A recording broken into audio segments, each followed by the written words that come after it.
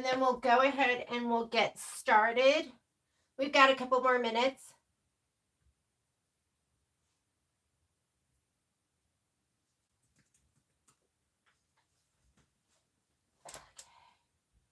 YouTube.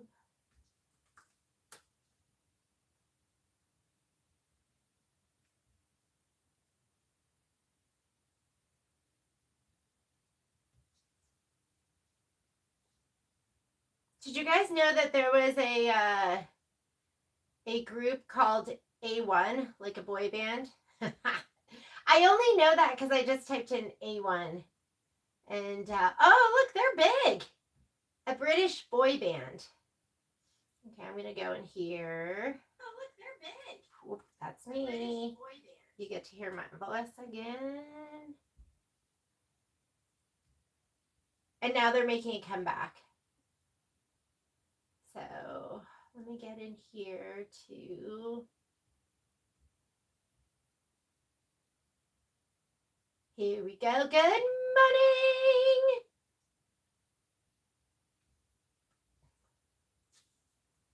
We're going to be able to send out some more kits this week.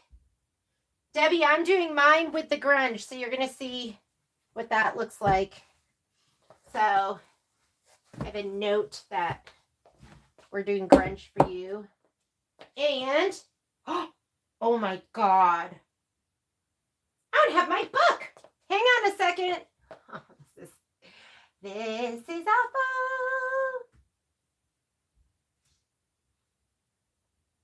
Last night I was prepping and I was like, okay, I have everything. I don't even have my book with the cut instructions. Give me 1 second. That's why these are free sew alongs. Hang on. Kimberbell.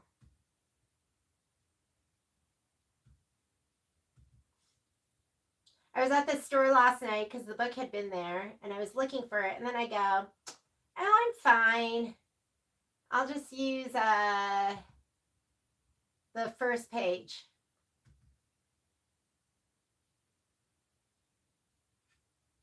Okay, so this is page 2 through 4. So let me go ahead.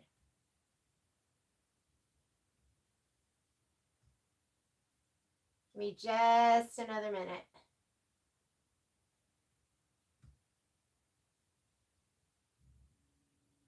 Okay, hang on.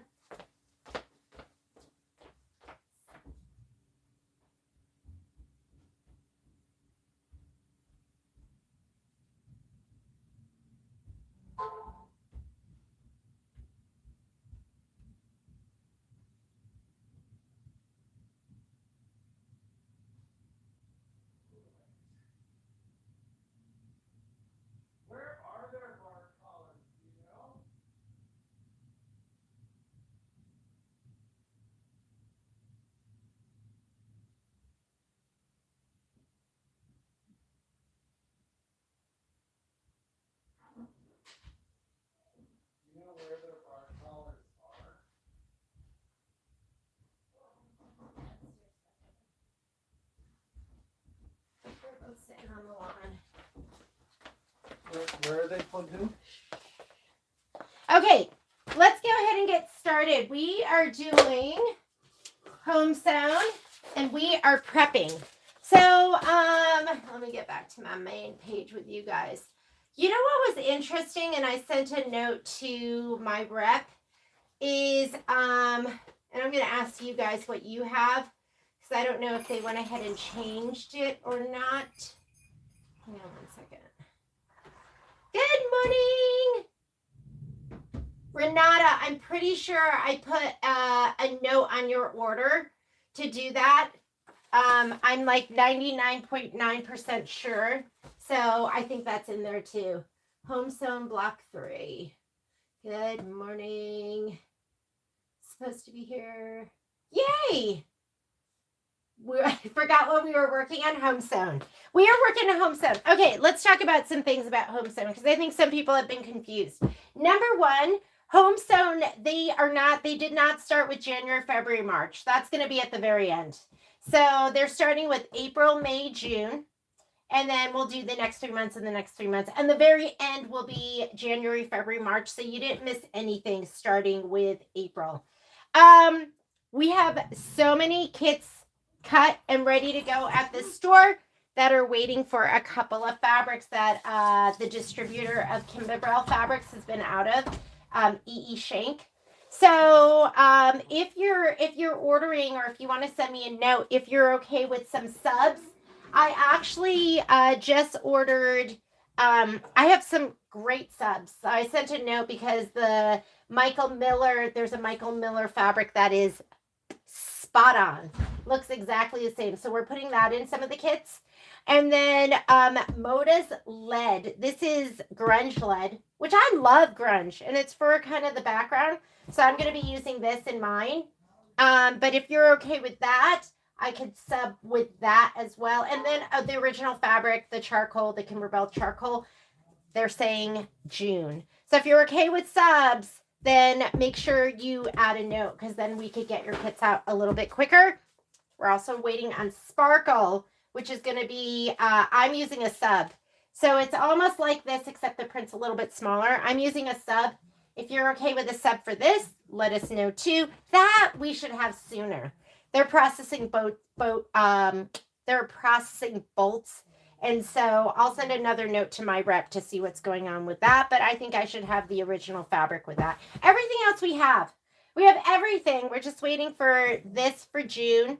And we're waiting for the gray sparkle for May. But everything else is ready to go.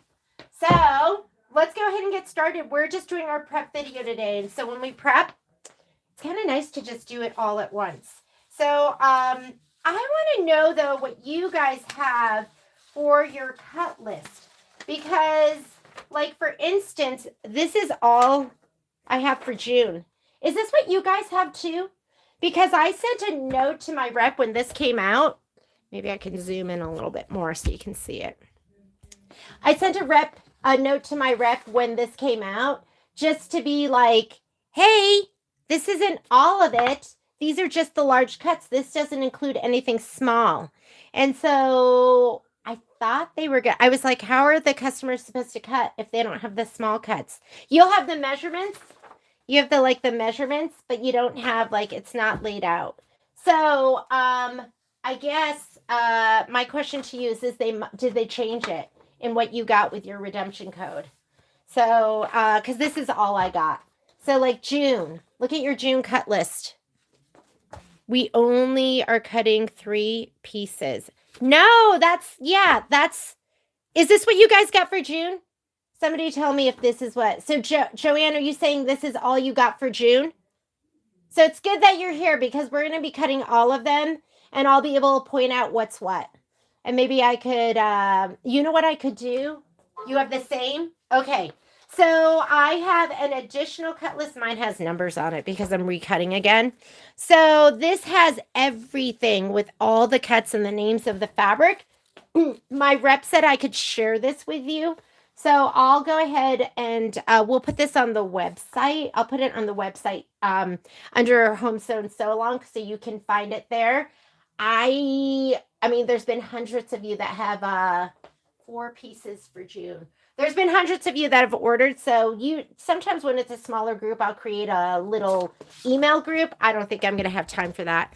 So I'll see when I can. Graydon usually doesn't come in until, she doesn't come in until Friday, but I'll see what I could do to get it up there sooner. Maybe I can email her and she can do it from home or something. Okay, so I'll walk you through the parts that aren't on there. I'm surprised they didn't change that. Yeah, this was just you don't have this. This never went out. This went to retailers only. So you don't have this. But my rep said, I'll just confirm, and I'll ask and make sure I can share it, and then I'll share it with you guys. Looks like your current cut. Oh, I just showed you June. I just showed you June just now. This one's April. 1, 2, 3, 4, 5. 5 fabrics is all that they show on here. But April really has Is this April? April has 1, 2, 3, 4, 5, 6, 7, 8, 9, 10 fabrics. So I don't know why they did that. But I'm going to walk you through it, so don't worry. We'll be good to go. Let's go ahead and just start out by pressing our fabric. Okay? Heat up your iron. Hope you have a full bottle of Best Press. First thing we're going to do, we're going to press our fabric. You always want to stabilize it. Then we are going to cut it. Then we are going to back what's appropriate with SF 101. We'll cut our batting, and then we'll group and label. That's usually, you guys have done so many preps with me, you know what I do. Kind of systematic. Not all of my, yes, there's a bunch more in, yes! Pre-order. Renata, why would you buy, why are you promoting my girlfriend's quilt shop on the A1 live feed? We have volume 2 on sale too. Anyhow, appreciate if you would promote our stuff on our live feed. I know you're just trying to help out everyone, but we have a volume 2 on sale as well. Volume 2, 3, and 4 are all on sale on our live feed. Yes, yes, Mary. Okay, here we go. Let me grab our fabric. And you don't have to just buy from us. I totally get it. It's funny because sometimes people bring in their packaging, and I know you guys get from everywhere. We appreciate any business you give us. All right.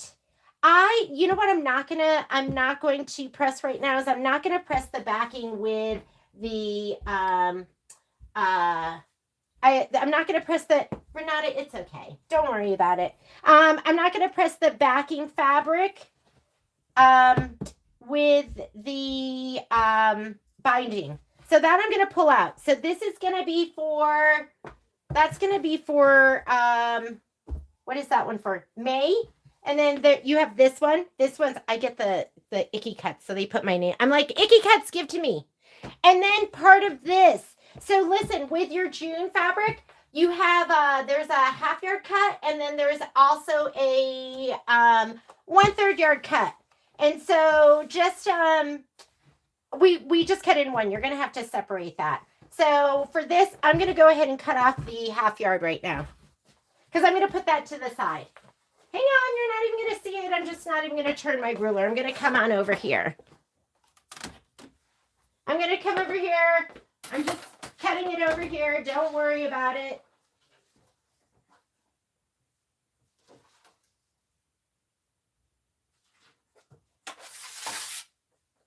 I'll be right back. You just don't have to see me cut off half a yard. You guys know what half a yard looks like.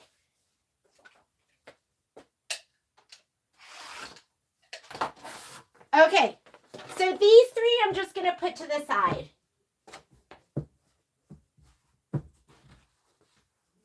No, we totally appreciate your support. We do want you to support local dealers too, and you know, all of that. So don't worry about it. Okay.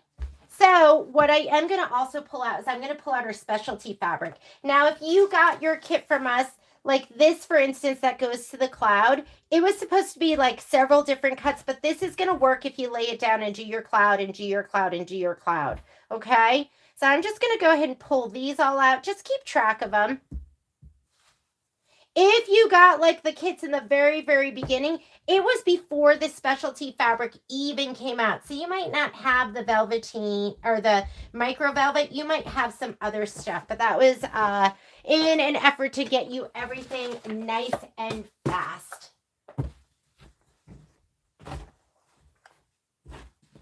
Here we go. I'm not even keeping it in order. There's not a ton of fabric here, so I'm just going to start laying it out. What I like to do is I like to lay it out right side down, just in case. And you know, it happens so rarely because I don't put water in my iron, so I really don't get icky stuff in my iron that often. But every once in a while, I might get some kind of adhesive on there or something. So if you're gonna get it on your stuff, make sure it goes on the back, right? You don't want it on the front of your like white spotted fabric. Okay, here we go. So this is just best press. If you're new to sewing, or if you're new to A1, or if you're new, well, it doesn't matter if you're new to A1, but if you're new to like prepping your fabric, I always stabilize with best press, and always put in a mister, because if you leave it in the bottle that it comes with and the spray that it comes with, then it's gonna just like, it kind of spits. It's like, and it just blops. The mister is gonna give you nice, even application. What do you think about making an envelope back instead of backing and binding? You know what I really liked? I mean, absolutely, right? I love anything that could help me avoid. Actually, Bernadette, I haven't even thought about that yet. But yeah, I haven't even thought about that. But the idea of, I like the binding though. I don't think I want to give up the binding. So some people are going to turn this into a quilt and they're going to sew them all together. Some of you are going to display it. What I did do, because somebody, it wasn't my idea, but somebody was doing theirs back to back and then binding it. And I was like, ooh, I love that idea, because it doesn't take up as much room. You just have to, you're going to have one binding, but the binding has to match both of them. So you could take January, February. You probably want to do March, April together. And then you could do May and June. So you could put May and June together. And then you don't even need the backing fabric. You just need the binding fabric, because you're not even going to see the back. And then you display it with one showing. Okay, Renata's making hers into pillows. So are you going to just do one and then edge it, or what are you doing? Share with the group so they can know too. Here we go.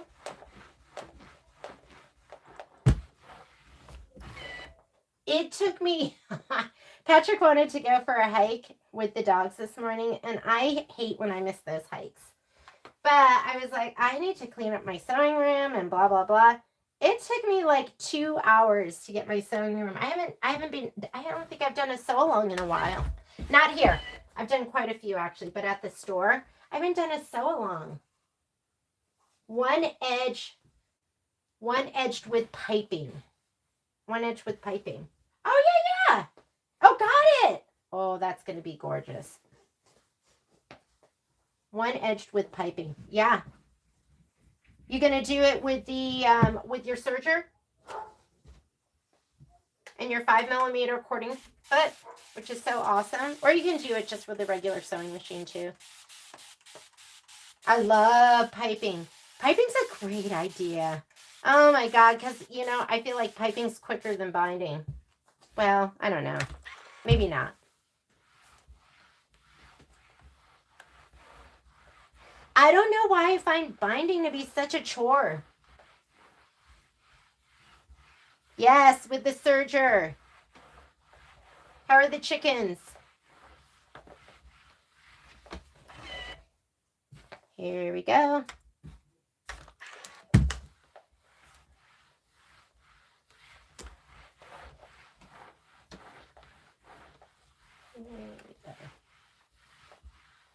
Yeah, I love that idea. Oh my God, I'm thinking about that now, going, oh, that would be really nice.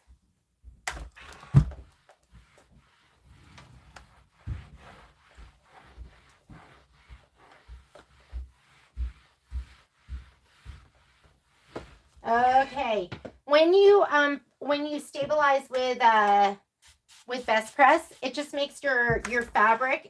It's best press is, it's a starch, so it's just going to make your fabric. It's going to give it more body, so it won't be as flimsy, and it's better for your cuts too, because your cuts won't Sometimes when you cut your fabric, you're going to notice the fabric will kind of just stretch or move. It's going to keep it more solid, more like a piece of paper, depending on how much best press you use. I don't use too much. Sometimes you want it super stiff, then you can best press Ontario Magic. We call that secret sauce.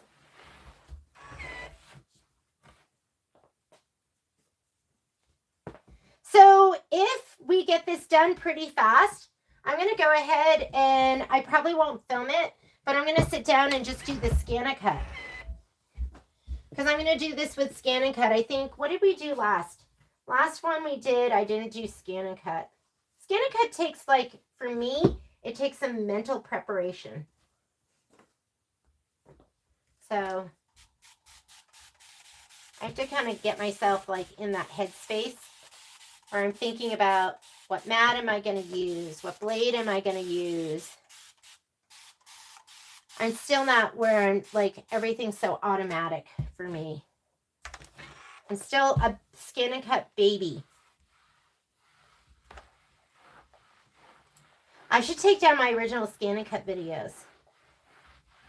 I just record everything in hopes that something might help you. Some of that might not. But you can see an evolution too. Scanning feature on the Luminaire.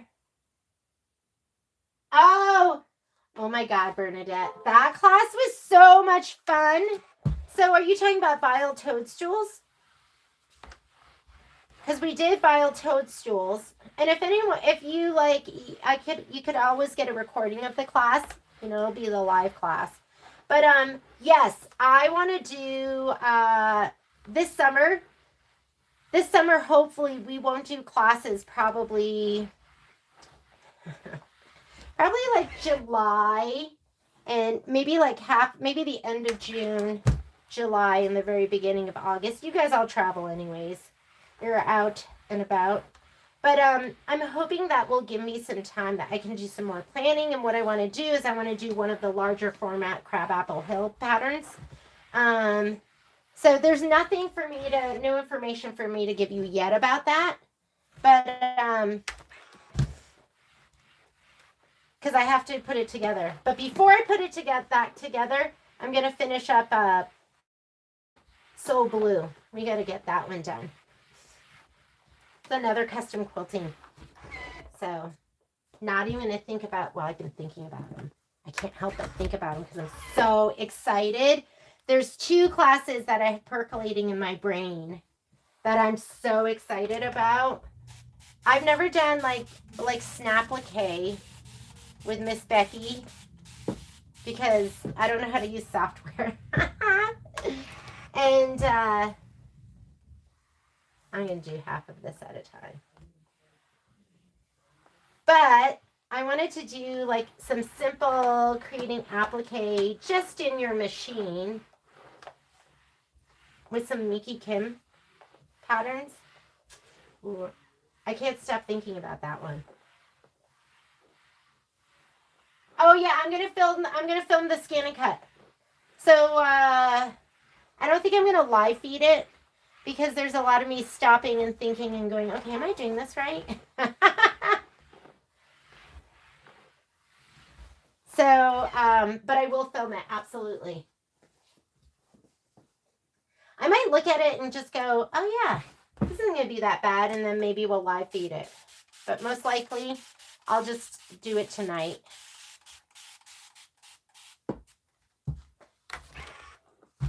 I use this scan and cut. I did film for, you know, I'm doing 2 versions of the mistletoe. And even that, in the beginning when I like set up, I'm like, we're going to cut this, this, and this. And then as I'm thinking about it, I go, wait a minute, you don't want to do that. If it's trimmed as desired and you're not trimming it right against the stitch, and is that going to work? So, because I work so much, I don't have time to really think about it until right before I'm filming it. That's when the planning happens.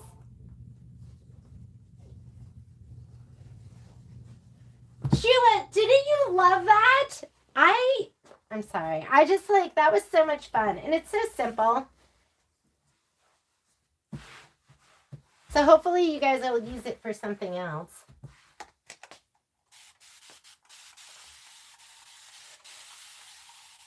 Oh, I still haven't done, so, I still haven't done that video for the Stellar and Altair, and I need to do that. We're trying to work with the snowman sticker, And it'd been a long time since I've used that, and I missed a button. So it was super, super easy. And you know what you guys can do?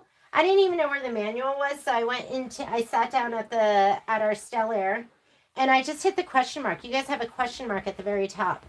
And I can't remember what pocket I went into, but they had a whole video. There's a whole video that shows you how to use the snowman sticker. And I was like, oh, I honestly watched maybe like 2 minutes of it.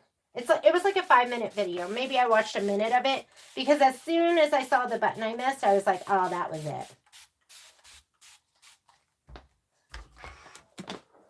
So I kind of don't even have to do a video, right? I'll just tell you, go to your question mark. I'll do a little video showing you where the question mark is. I need a list. That would be a good, we used to do Technique Tuesday. Some things have just fallen to the wayside. It's very sad.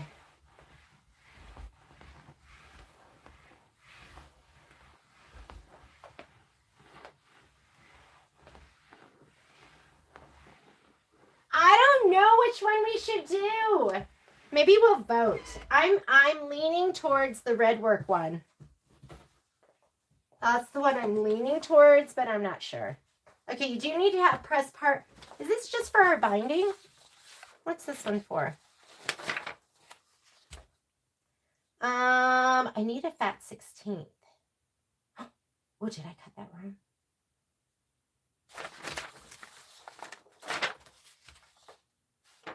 Oh, I should have a fat 16th here too. Do I?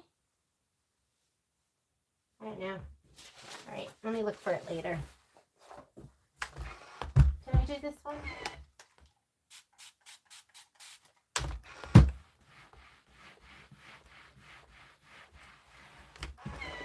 Oh, and there was one, so last night I just went through and pulled out some of the random fabric that was available. Oh, here it is. Did you know with your grunge is made so that you can use it on the grungy side, or you can use it on this side, and that's your solid, which I think is great. So there's my fat 16. And for me, we are out of FRFO, which is French fog, which is like the lightest gray. So hang on, I just got to grab something that's going to be my lightest gray. I was like, oh, I'm going to have to pull something from my stash.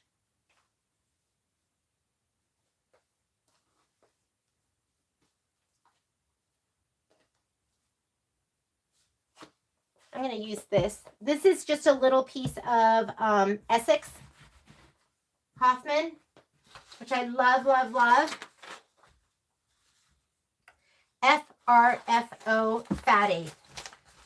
This is going to be a fat quarter, but I'm just going to go ahead and press this. There's a little chunk missing because I used it for paper piecing. So you should have FRFO, okay? That's what this is, what I'm using this in place of. That was one last fabric. We were waiting for two.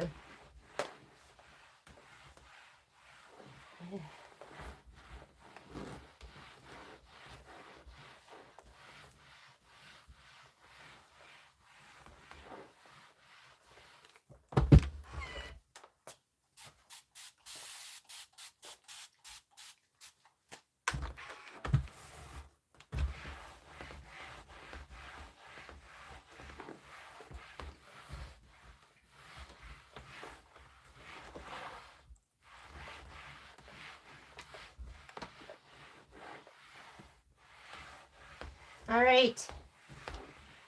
That was it, right? I need, you know what I need to get? Okay, maybe this is what I should watch for. Because it's a red work pattern, maybe I'll watch for a good fat quarter bundle that we can use. Because you guys know I don't have time to deal with putting something together, so we'll look for a fat quarter bundle. All right, next thing I want is, let's go ahead and we are going to cut. I'm going to bring you over my cut area.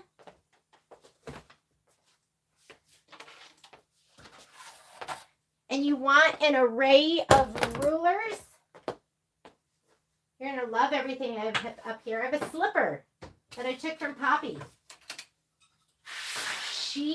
That dog is evil. This morning, she took my orange. I always tell Patrick she doesn't beg because she goes, I don't need to beg. I'm just going to take what I want. Because that's what that puppy does. She takes what she wants. Okay.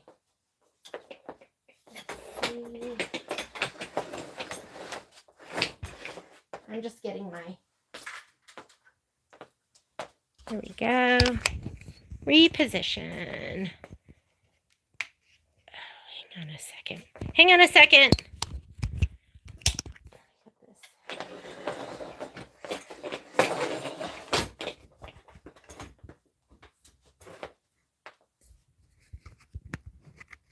Low tech. Low tech. Here we go. Let me get you over here. Whoop. All right. I'm going to be cutting on my Martelli table. Let me see if that's my... There we go.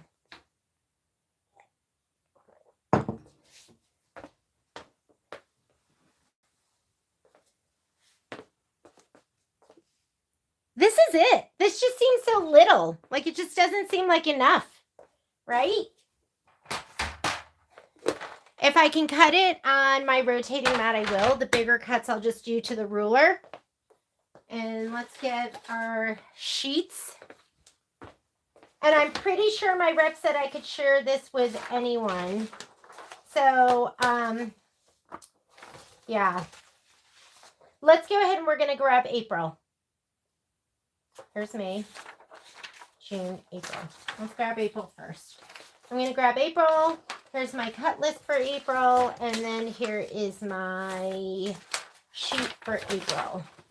I'm going to grab those three things. We're going to start with that. I just love having a good array of rulers.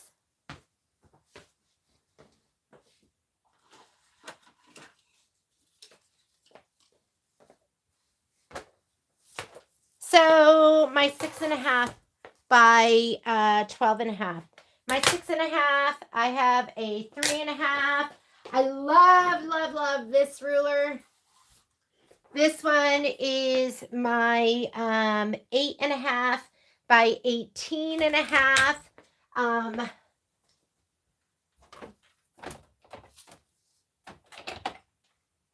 I feel like this is the first ruler. If you guys are going to be like quilters or sewists, the 6.5 by 24.5 is like the holy grail, right? You got to have that one. But I use this one more.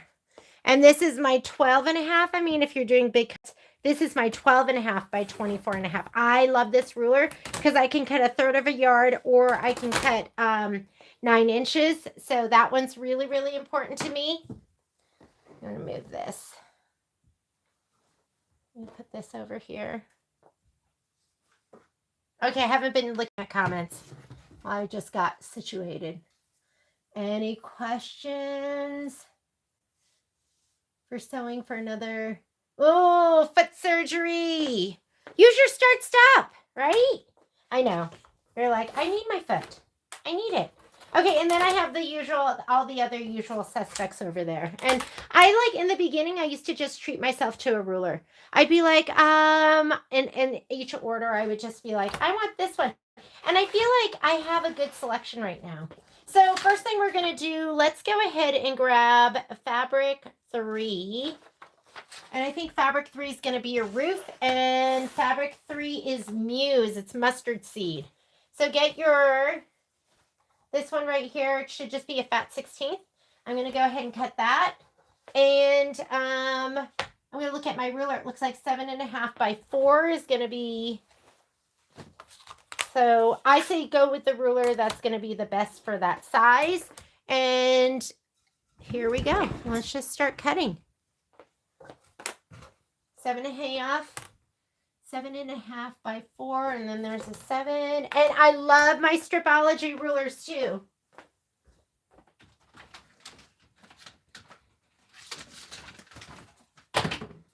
What I love about my Stripology rulers is you can like clean up an edge. So this one only goes to 6 3/4. There's 3 different Stripologies. There's like the extra large, this one. There's the original. This one's the, I think, original, the Stripology squared. And then there's that itty bitty. And then there's another one that has 1/4 inches. But this is really nice because you can come in here with this ruler and I can go, okay, let's clean this up to 7.5 inches. And so we can lay it down and I can just go clean up an edge where you don't have to swing your fabric around. So this is 4 inches. Oh, you know what I should do then? 10. Do I have 11? I have, that's going to be 10, 11. Oh, it's going to have the selvage in it, so I'm not going to do it. So here's my 4, right? And now we can just, instead of swinging them out around my ruler, I can just put this in, and now this is my 7.5. What can I do with that itty bitty? 2. It's not big enough. Okay, so here's my trash can. Just have a little trash can, throw everything in there. Totally up to you how you want to cut it. 2 by 7, or if you want to just get your regular ruler. 2 by 7. Whole numbers on one side.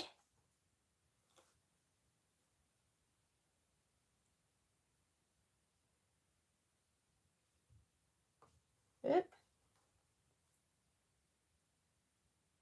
And just cut.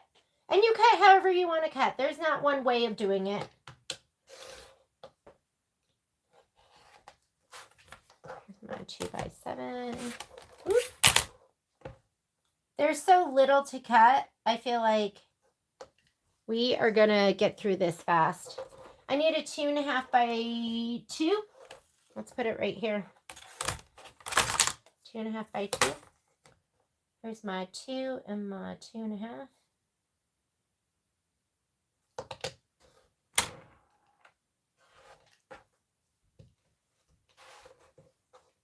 And my 3.5 by 4.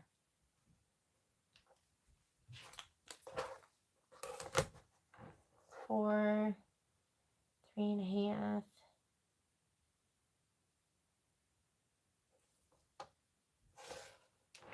And I will use every last bit of this. I don't want this piece. Okay, next. I'm going to just check it off here on our list. And I don't always stick to how they want me to cut. I might cut my way. So we have done all of fabric 3. Because I want to make sure I don't leave anything behind, especially since we don't have that complete cut list. So let me see. When do you use your Stripology rulers? I really like my Stripology rulers when I'm doing a lot of a different, like the same cut. That's when I'll use it most of the time. But sometimes I'll use it when I'm cutting stuff like this because you can just clean up an edge, do your cut, and then swing it around and do your other cut. So I don't know. Depends. But definitely when I have cuts, like if I'm doing a ton of like 1-inch squares, or I'm doing strips, or I'm doing something like that, I'm going to use my Stripology. We're at the store and we're cutting kits, and it's like all they want are like 3 by 4s, and they want a whole bunch of them. We're going to use Stripology. We're going to cut it down, and then we're just going to use the Stripology, stack it up, and cut them. So, binding strips, log cabin quilts. Yeah. Okay, let's do fabric 6. Fabric 6 is the window 3, the goose. That's going to be your royal icing. So you should have a fat 16th of royal icing. It's going to be your off-white. Your off-white that's so white, it's almost white. And it should just be a fat 16th. This one right here. Okay? All right. I think anything that was a fabric scrap, they didn't include it. Why? I don't know. But it makes me angry. Okay, 4.5 by 5. So these cuts, I'll just use like one of my rulers. Like my 6-inch will fit all of them. My 6 by 6. So I'm going to grab that one.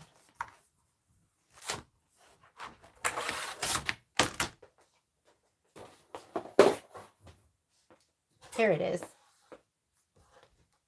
I don't think any of these are you're doing them for piecing, so they don't have to be totally perfect, okay? 5 by 4.5. So perfect, but not perfect. I'm not going to make them too perfect. 5 by 4.5. Rotating mat. Get one. And then a 4 by 2.5. I'm doing my 4 by 2.5.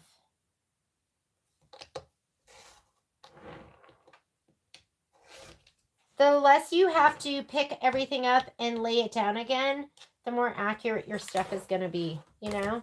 So that's why the rotating mat's so important. That should be a staple. I just evened that out. I don't think it's going to make a difference. And now I need a 3 by 3 and a 3 by 2. So 3 by 3 and a 3 by 2, that's like one of those times I might use like my stripology. I'm going to go, 3 by 3 and 3 by 2. Okay. Clean off an edge. And we'll do 3 inches. Is that 3? Yeah. And then now you can do now we can do multiple cuts. So that's 3 by 2 and 3 by 3. You have to do a little math because I think that's quicker. Didn't have to pick up a ruler, lay it down, pick it up, and lay it down again. All right, that's it for fabric 6. Yeah, fabric 6. What do we have now? We have the large cuts right here. This will be perfect for stripology. The background fabric is 8210 white on white. Let's get that. Here's your perfect stripology moment.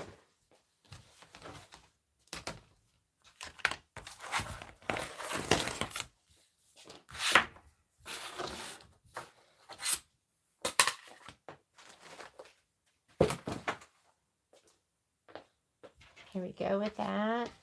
This is your leftover. Put your leftovers to the side.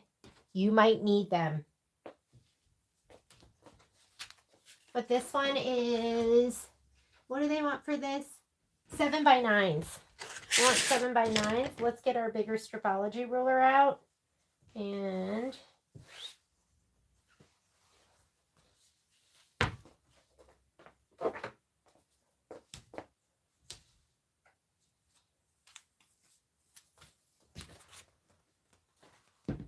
this is, how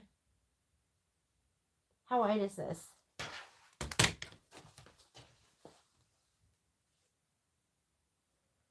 Oh, so it's a 30 yard.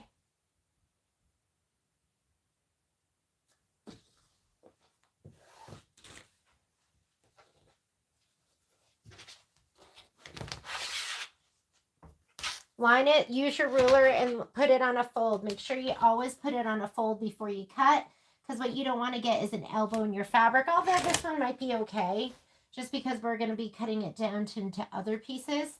So I'm just going to go ahead and cut this so that it is, let's do our bigger cut. Should we do let's do the 9. Hang on, I need to go down even more.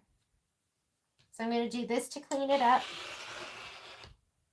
I'm going to go to my 9.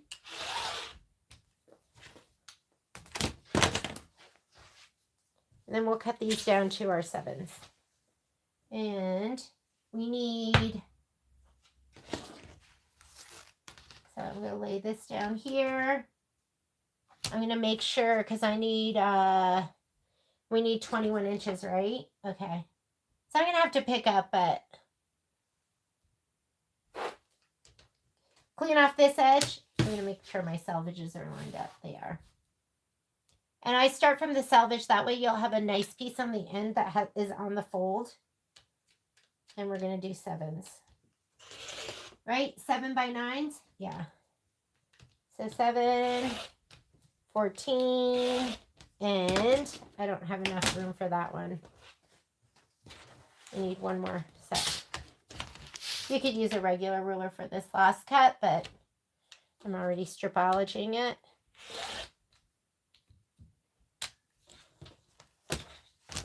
Okay.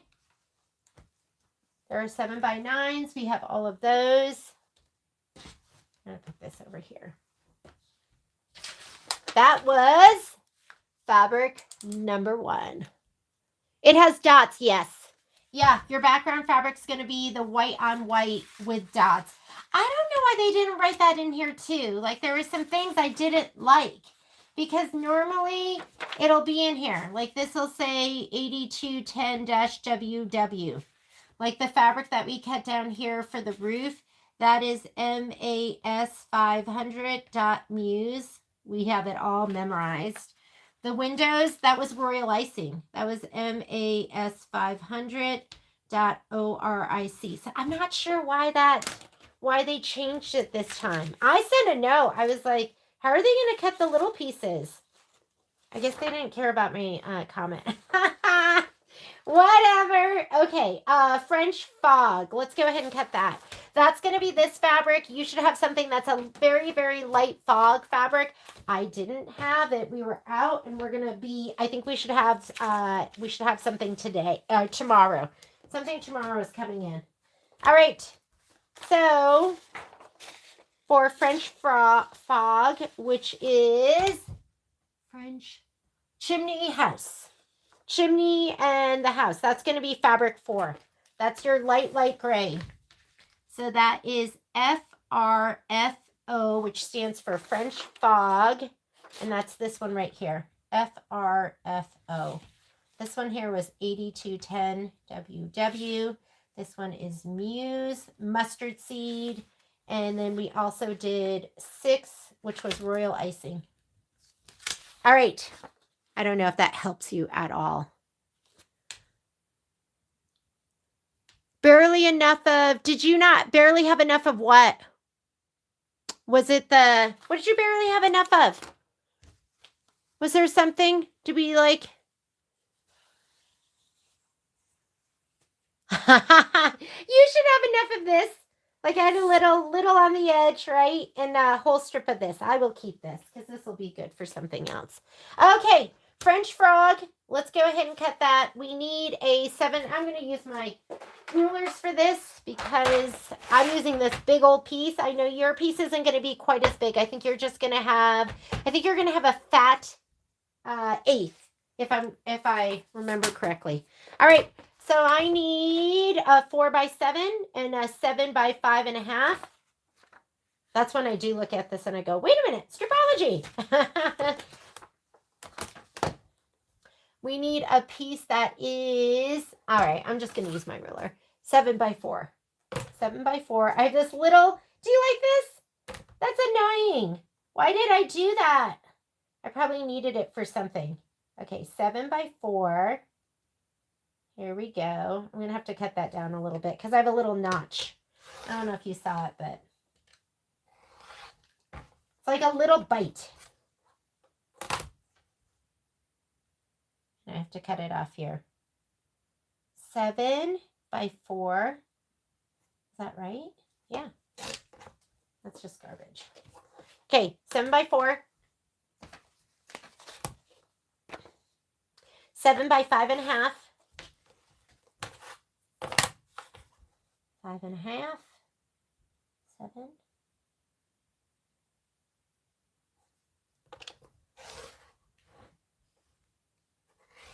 You getting the shoulder? Are you getting the shoulder view right there? And then 3.5x3s. Where should I go with that? 3.5. 3.5x3s. Let's go 3.5 by, or we'll go 3, and then that should be 7. So I'm cutting a 3x7, and then I'll cut it down.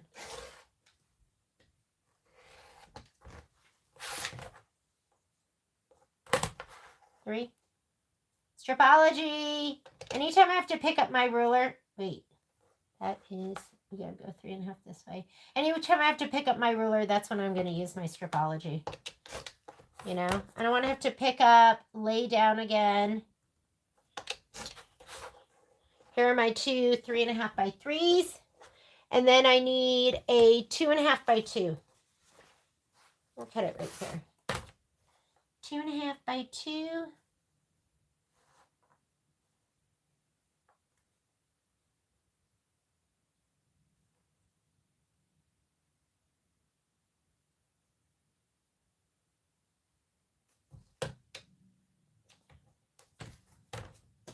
Sorry.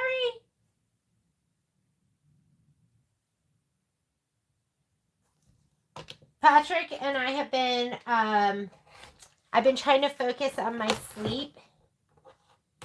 And then we went out walking with my friend yesterday, and Patrick, we're like, well, how are you getting more deep sleep? Because Patrick gets like 2 hours of deep sleep, and I get like 20 minutes. And so Patrick said that all he does is he tells himself that he needs more deep sleep. He's like, I just am intentional, and then I tell myself I need more deep sleep, and then I get more deep sleep. My friend was not having it. Oh, it was funny. Okay, I just cut this one, fabric 4. And I'm going to mark that off. Oh, and we did fabric 1. Fabric 2 is the clouds, and the cloud is going to be the fabric 2. See, that's where they don't put stuff on. Okay, let's do fabric 10. Fabric 10, I do need these pieces right here. So that is going to be the stripe. Fabric 10. That's the awning. You know what? I didn't even spray mine. 2 by fabric 10. Back, optional hanging sleeve, and binding. Oh, yeah. So this I'm going to leave for right now. I'm not even going to cut that because I haven't decided what I'm going to do. I might just go back to back because that works for me. So I might just go back to back with that. So I'm not going to cut fabric 10. If you want to do that, go ahead and do that. Background. Oh, enough but close. Yes. Let's do the parts that aren't on here that you might find confusing. So fabric 2 is the cloud, and that is going to be the gray linen texture. So let me find that. You should have a cream linen texture and a gray one. Don't get them confused, okay? So here's the gray one. I'm going to show you the cream one too, so you can look at them and go, oh, I almost cut the wrong one. So do you see the gray versus the cream? Gray versus the cream, okay? This is more, this is warmer and cooler. You want the gray one. Gray one is going to be for the clouds. And your cut for the clouds are going to be 4 by 7.5 and 2 by 3.5. Those are for the clouds right up here. Let's cut them. So you can refer to it if you're getting confused. Write it in here. If you're going to do this later, I want you to put right here. That is it's called 9399K, and it's gray linen. Linen texture. That's what you're going to write in there. If you're going to be doing this later and you're not sure what fabric to grab, 9399K, gray linen texture. Oh, so I've been wearing this watch, and the watch tells you, and it has like, it does like this graph thing. I'm not sure how it knows, but I feel like it's accurate. I feel like, oh, that's why I'm so tired. I'm getting no deep sleep. All my sleep is light. Even in my sleep, I'm stressed. Patrick and I were talking about it, and we're like, it doesn't matter. Whatever I do, I'm just like, I am a stressed person. Even when I was, I taught for a while, I was always stressed. Okay, so I'm cutting out 4 by 7.5. And then Patrick goes, when you were a mom, you were stressed. Yes, I was stressed about that too. I'm not even going to trim this down. I know it's not pretty, but I'm not even going to trim it down because it's just going to be for applique. Now, the other piece we need for this is going to be 2 by 3.5.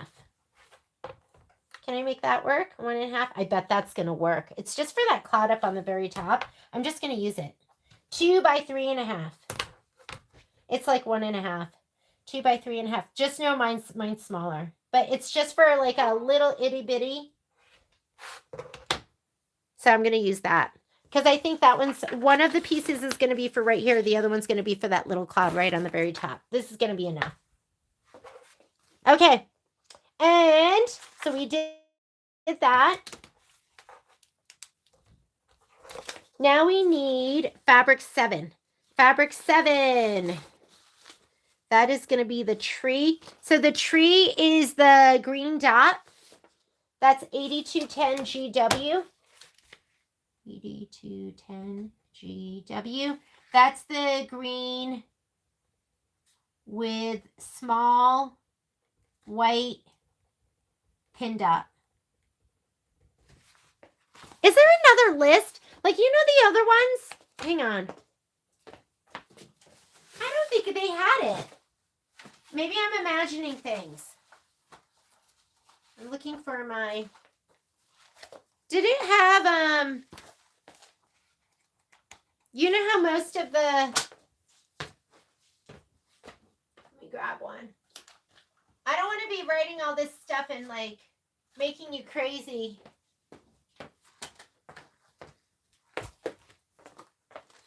Did it have a page like this?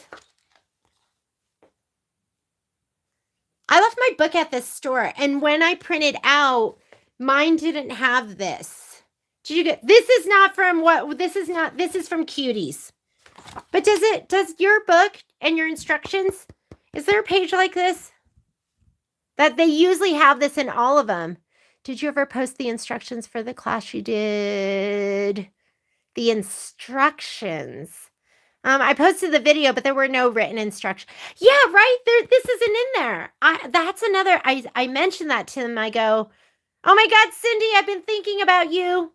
I hope you're doing okay. Okay, this is normally in every single book, and for some reason they didn't put it in this one. So I would, if I had time, I would have done it for you. I just don't have the time. So I'm going to write it in here right now as we go. So fabric 7, because they're not even putting it on here. I don't know what's going on with this. I'll talk to my rep. Fabric 7 is right here, but you should be able to figure it out. And I know you can figure it out because I've seen lots of people that have already stitched it. I know, I wish we did too. Other people are doing it, so you just have to think. Maybe they were like, it's too much information. We're going to make them think on this one. That's it. They're doing it for you. Okay. This one has 2 measurements that are going to be 4 by 4. I'm going to use my stripology. Uh-oh. Hang on. The land sharks want to come in. This is a good time because I know that this is going to be not at least 9 inches across. So I'm going to just cut a 4-inch strip and then I'll cut it down.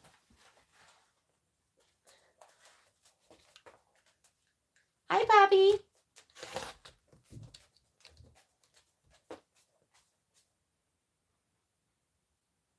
Yeah, we'll just do it like that.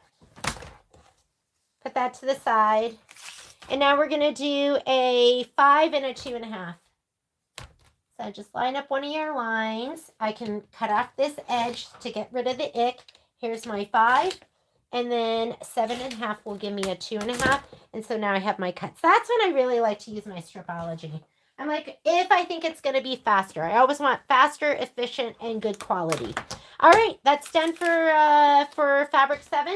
So I'll help you out here, and I'll just tell you what the colors are. But you can look at the picture and go, oh, I know what that is from the picture. So just do that.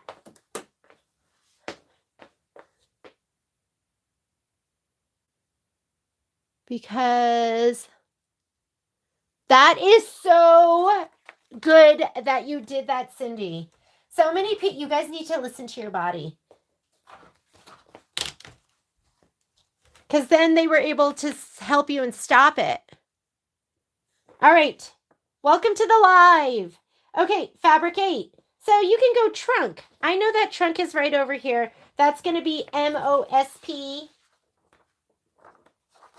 That is, I lost my pen already. So that's MAS500.MOSP, which stands for Mocha Spice, and that's going to be your brown.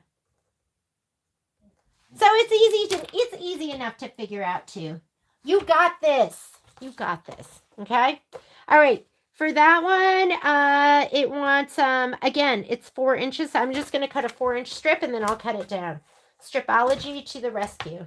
And you don't need to because you don't need all of that. This is going to be in 2 kits. I'm pretty sure that Mocha is in 2 kits.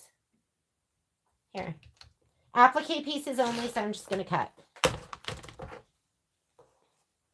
And then we need this to be Mocha Brown 3 and 2.5. Applique, so I'm not even going to trim off that end. 3 and 2.5. 3 and 2.5. Hang on, land shark needs to go outside.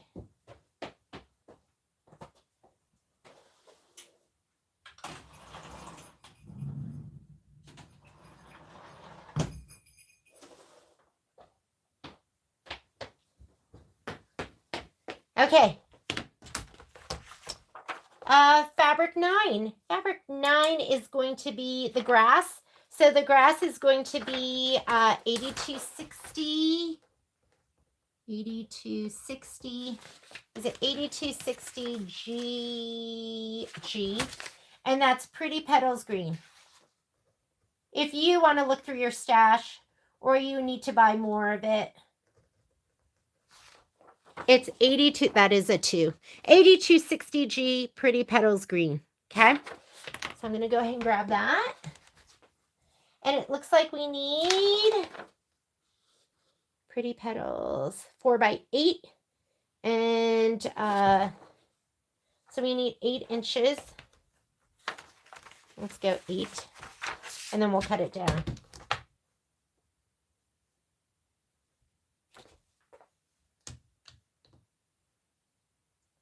Should I go 8 that way?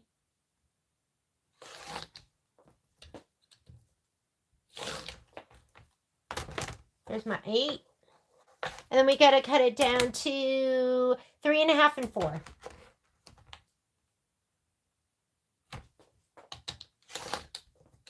Four, 7.5.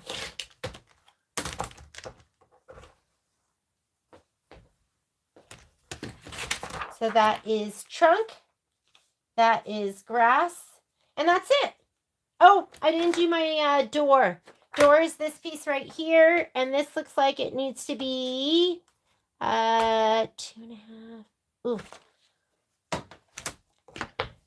Fabric scrap. So you need to make this one work. 2.5 by 4. And we usually cut your fabric scraps 5 1/4 by 5 1/4 or 5.5 by 5.5. Because I know I've been in a situation where it hasn't been enough fabric. And that's always the worst. So this is going to be 2.5 by 4.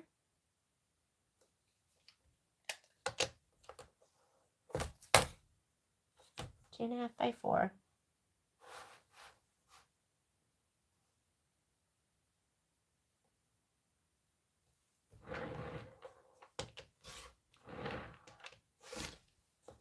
And then 2.5 by 4 and 2 by 2.5.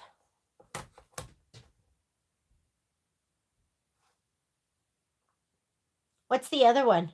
Oh, because it's 2 parts of the door. So this is 2.5. We'll do 2 by 2.5. Yeah, 2 parts of the door. It's going to be on 2 different tiles. Alrighty. Little extra piece.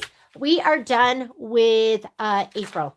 So let's go ahead and put April to the side. If you want the part number on that, that was for the door. It was 9396Q, which is aqua tufted. And I think we have everything else. The very bottom here, this is French fog. And the very bottom is going to be the gray and white striped awning.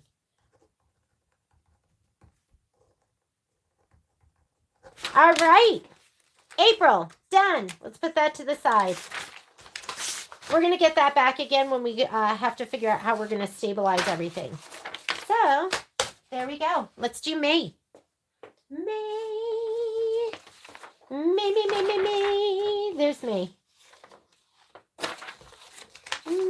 May. Okay, this is June, right? June, and May. What am I missing?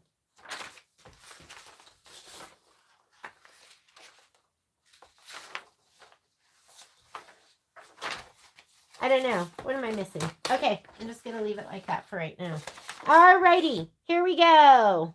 So we need our background fabric. Again, it's going to be the 7x9s. And the background for this one was it royal icing? It was coconut cream. Coconut cream's like, it is like one of the best colors.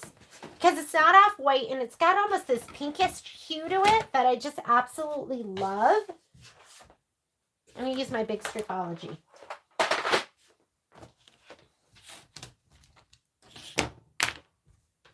Okay, this one we were doing what? It was going to be 9 inches. So fold it nicely. Make sure your edges are lined up. I'm going to fold it again. This fold down to the edge. And now I'm going to use my stripology and I'm going to cut this strip down. That doesn't look totally right. Be a stickler. If you're going to fold your fabric, be a stickler.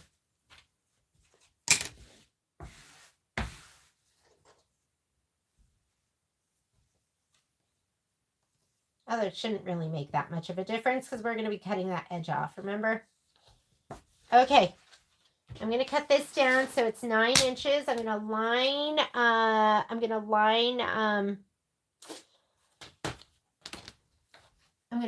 up the line of my ruler with the folded edge. And we're going to get rid of the icky end. Because you're going to have extra. I think it gives you like 2 inches of extra or something like that. You get quite a bit on the end. So let me cut this off. And I'm going to cut it to 9. And then we're going to cut them down to 7s. To 9. Look at your things twice. Last thing you want to do is listen to me. You get all this extra right here. Now let's cut these down. I'm going to unfold it. Unfold it, cut off that selvage. You don't want that icky selvage in there. I'm going to look at this on my ruler too to make sure I have enough. To 21. Yep, so I should have a good inch on the end, even cutting off the selvage. Cut it off. Use the lines on your ruler. Make sure everything's even. Cut off the selvage. And now we're going to go to 7s. That's 2, 4, because I have mine doubled up. 7. Well, I cut 7, 14, and now I need to do one more cut.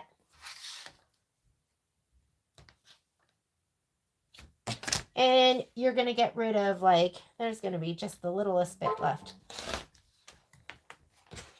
Probably like an inch of fabric. Okay, these are going to be your background fabric. Remember, you have room. So if you feel like you're like, oh no, it's so close, you're going to be okay. Don't worry about it. Don't worry. Okay, you guys have any questions? Did I miss anything?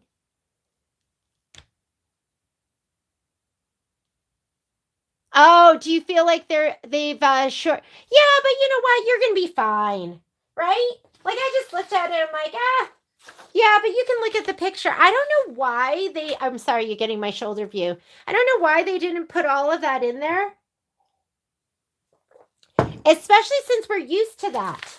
Like, why would they take it out? But you can still figure it out. It's not a big deal. Not a big deal at all. Okay? Okay. Wait, June. Where's my May? Where did I put my directions? Oh, here they are. Alrighty. What do we have next? So we did our background. Let's go ahead and cross that off. I'm going to put this back here. That's April. I know. I know. I was like, what's going on here? But I think you'll all be okay. We need the very top of the roof is going to be charcoal. Charcoal is going to be the darker gray that you have. So here's the darker gray. I know that theirs is almost black, but you're going to do the charcoal, and the house itself, the house is this color right here.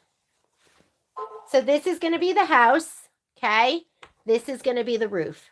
Charcoal isn't quite black. I know it looks black in the picture, but it's going to be the dark gray, and then this is going to be the house. So let's go ahead and we're going to cut the roof first. And we need, I'm going to cut 4 inches this way, stripology. And then I'll cut it down to the 7 and the 3.5. I should have enough. 4 inches. 4. And now I'm going to cut this down. Here's mine. And I'll decide if I want to, which side I want to do it on. You can just choose. This is going to be, where's my selvage? Oh, no selvage. So we're in good shape. 7. And the other one is 3.5. Okay. 3.5 will be 10.5. There we go. 7 and 3.5. Okay. And I can use either side of mine. Then we need, that was going to be the roof, and that's the char. MAS 500-char, which is charcoal. All right. Now I'm going to do the house. House is Hearthstone. That's going to be the medium gray. MAS 500-HEAR. That's your medium gray. I'm just going to call it medium gray. Okay? But it's Hearthstone. All right, for this one, I do need a 5.5. Oh, wow, that's a lot of 5.5. Okay, let's do it this way. Since it's so much 5.5, I'm going to use my stripology and just cut it down. And again, these are applique pieces, so I'm not worried if it's going to be totally perfect. And let me look at that one more time. There we go. I'll use this one.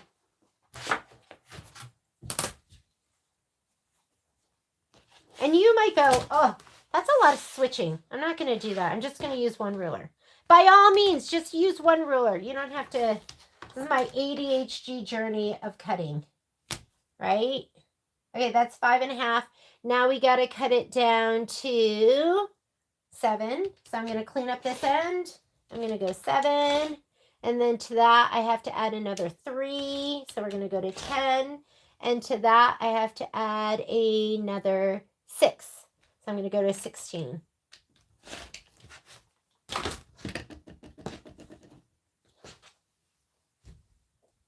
Okay, that's done. That was fast, right? That's why I love stripology. Sometimes it just makes sense. I'll always look and see if I have a common number. Like I had the 5.5, so I was like, oh, I'll just cut a long strip of 5.5 and then cut it down. All right, windows. The window's going to be Muse again. And you know what? I still have some of my Muse from the last one, so I'm going to use that. Is it big enough? I need a 3x5. Yeah, I think it's going to be big enough. This is leftover, so I'm going to use it. If I can find my, let me use this one. 3x5. I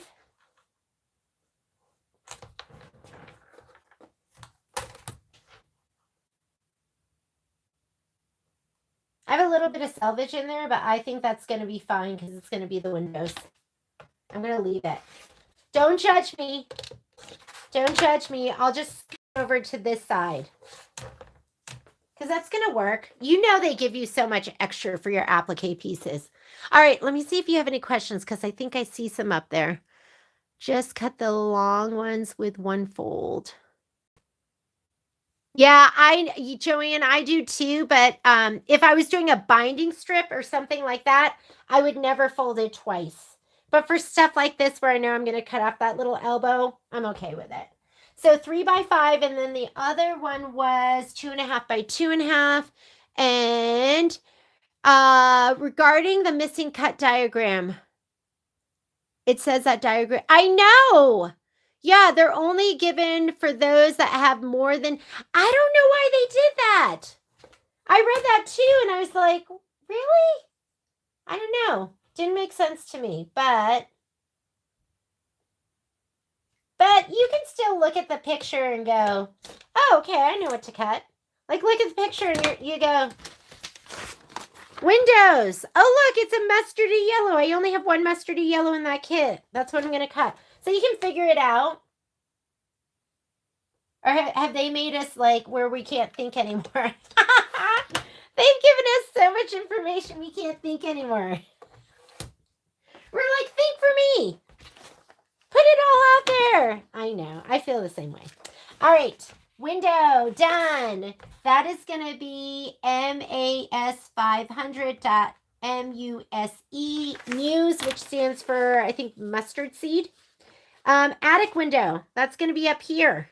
So the attic window is French gray. So you should have a. Is this it? This looks too dark. No, this was our. This was the Hearthstone. You should have a square. Here it is. Here's your French gray. Not to be confused with Hearthstone. Don't confuse the two. The French gray is almost like. It's a light gray, and it's almost got like a little green in it, I think. So this is what you're using for the little window. Little window is 2.5 by 2.5. Cut it out.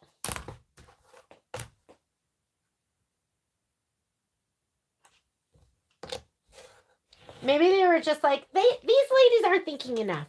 Let's make them think. So we're thinking now.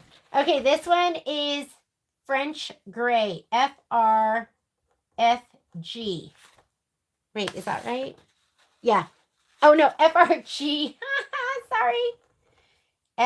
FRGR for gray.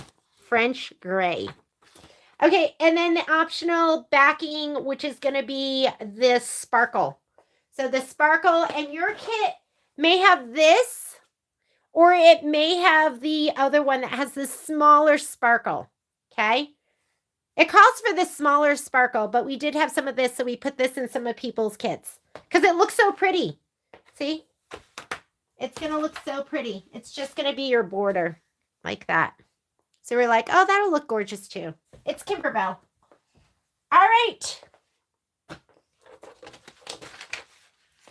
We're on to June, and then we're going to SF 101 everything. You don't use the diagrams, just the written cut instructions. Yeah. So Renata, if you're using the written cut instructions, that's all you need. But it would have been nice if they had at least added the number, you know what I mean? Like the description of each color where it would have said mustard seed or something like that. Like this part, the mustard seed and the muse. I'm down for that. You're just using the cut instructions. Okay, let's go on. We're doing June. Here's my June.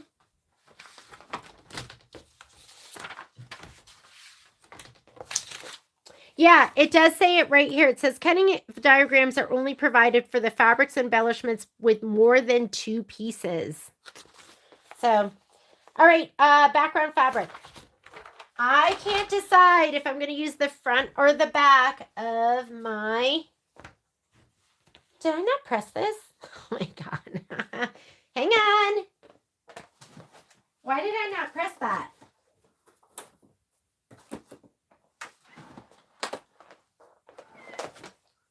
This is what happens when... I don't know why I didn't do that. Now you have to come back over here with me. You gotta keep me company. For some reason, I cut this off and then I never pressed it. And if I had read the directions beforehand, I would have cut it to 9 inches. So I did cut it to the 12 inches. You know, but you don't need the 12 inches. You just need the 9 because it's 7 by 9s.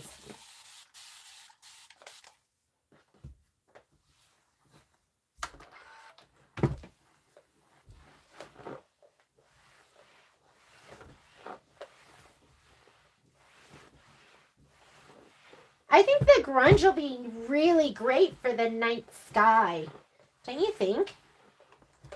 And if you get grunge in your kit and you don't like the grungy part, just swing it over. Because now you're going to have just the solid. We should just do all the rest of the kits with grunge, huh? Because then you get an option, and this is pretty much the color of the charcoal.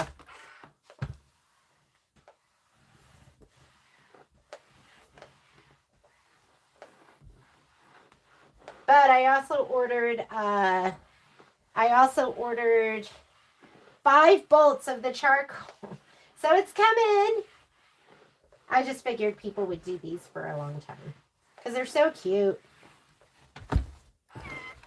I love them with the little sewing machines in the windows, and I love little bites where we can sit down. Like, we'll go ahead and we'll do one at a time, and it should be like a day. You can do it all in a day. Okay, sorry about that. Why that didn't get cut? Come in, bringing. Okay, I'm going to do what I did before. And yes, you do have to be careful to make sure you don't get an elbow. But for this, we should be fine. I'm going to line up my selvage edge. I'm going to line up this edge the best you can. And now I'm going to go ahead and trim off both sides. Here's my big one. Make sure you are cutting off everything so it's even. I'm going to cut off about 1/2 inch, and that's going to even it out. Whoop. All the way down here. And if you don't, that's okay too, because remember, these are going to be your background pieces for your applique, and then you always get about 1 inch all the way around. Here's my 9. And I'm going to cut these down to 7s. Oh, that doesn't look like 9. Ah! I don't know how I did that, 8.5, but it's okay, because like I said, they give you extra. Sorry! Were you guys watching that? And I just looked at it, and I pulled it back, and I was like, wait a minute. That's okay, though. I don't know what line I was looking at, but I'm going to cut 7s. 7, 14. Mine are 7 by 8.5, so if mine look a little bit wrong, that's because they are. But it's going to work out. Thank goodness for Kimberbell and their large cuts. All right, here we go. So this is going to be my background. Let me make sure. Yes. 7 by 8.5. I'm 1/2 inch off, but it's going to be okay. All right. How are you guys? We need a bell that we can bring. Oh, did you need a bell for me? Oh, I need 2 yellow windows. Okay. I'll go back and fix that. Thank you. Where's my yellow windows? I need 2 of those, and I only cut 1. Yeah, I haven't even been looking at the quantities at all. Was that for the yellow windows? Didn't I cut? I cut a 2.5 and a by 2.5 and a 3 by 5. Oh, you know what's so funny? I see what you're saying, because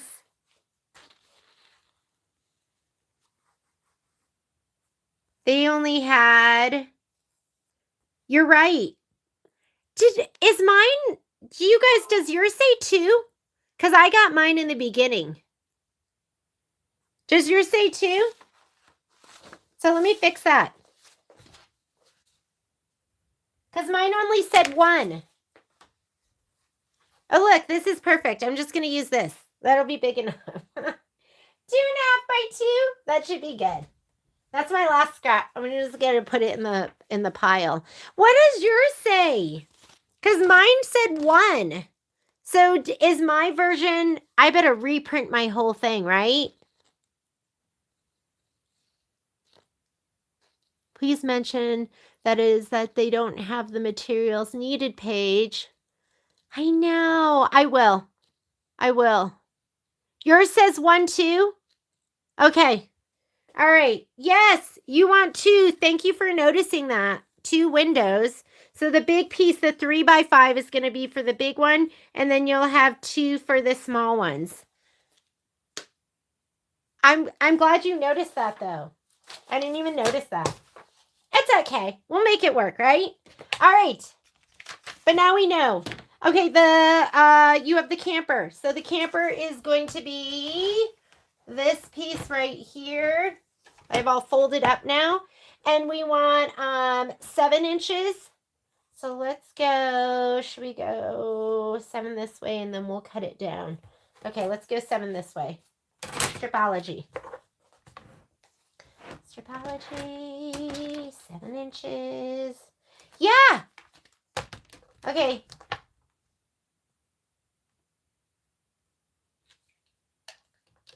I'll talk to my rep and I'll be like, hey, what do you think about the, we didn't get that stuff.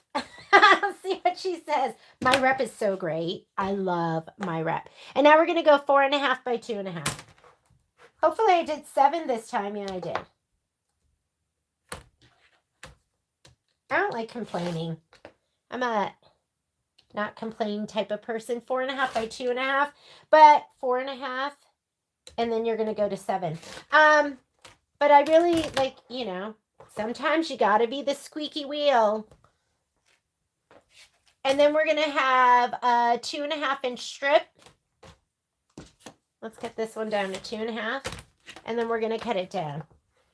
And I'll take all these little pieces and I'll use them later. So this strip, we're going to go 2.5.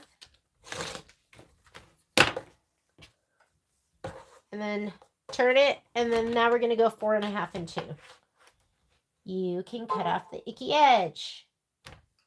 Cut off the icky edge, and we're going to go 4.5 plus 2 is 6.5.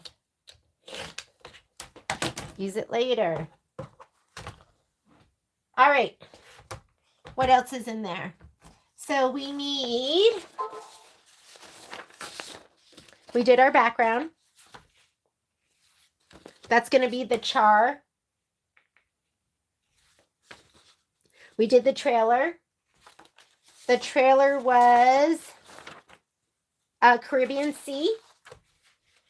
C-A-S-E stands for Caribbean Sea. The door. Here's our door. The door, we're going to cut it down to, let's make sure I have 5 inches. Oh, it's directional too. Directional. So you want to do, one cut is going to be, because you want the chevrons, you want it to be like this for the door, not this way where it goes sideways. Okay. Okay. And 2.5 by, oh, you know what? Make sure you have 5 inches. Hopefully you do. You should cut it all, like you should match it, the top of the door to the bottom of the door. So I'm going to cut a 2.5-inch strip. I'm going to make sure I'm using like the line of the ruler on the line of the door. So 2.5. I'm looking at the instructions again. Oh, wait, you're not going to be able to do that because you're going to have to go 4.5 inches up. Okay. But cut with intention. Maybe I'm going to put one of the lines on here and then I'll cut it down.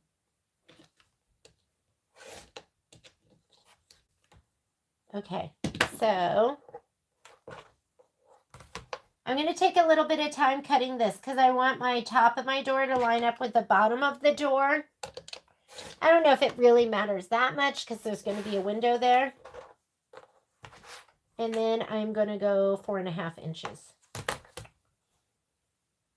I think I'm just going to leave mine like this. The reason for that is maybe it'll help me line up the top of the door with this. So, can I do the same thing here? I can't.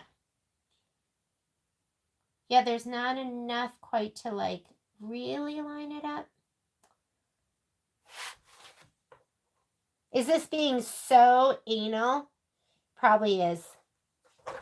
You know what I mean? To get it to line up that way. So I think I'm going to leave this piece and I'm just going to cut it to two and it's supposed to be 2.5 across, 2.5, 4.5. So 2 this way. So I'm just going to cut it in half and that way I'll have some room. Does that make sense at all? That way, because I can almost line it up, but it's going to be over a little bit. So I'm going to leave it like that. And then I'll just stabilize the whole thing. I don't know if that's going to make a difference, if that's being like too precise, but I cut mine a little bit bigger so that I could line it up if I wanted to. Oh, I got it. So you only need two because one of those pieces is going to be the door and the window, and then the other piece is going to be just the door. I get it. Okay. So have another piece if you want it, but if you don't, you're just going to use that one big piece, and that should make it work. All right. The directions for the last few merge steps. Yeah, I don't even know if that would be trying to conserve costs at all, because now you're just doing the redemption code. So unless there was a book, it wouldn't really affect their cost. So I'm not sure. Not sure how that works. All right. We just did the door.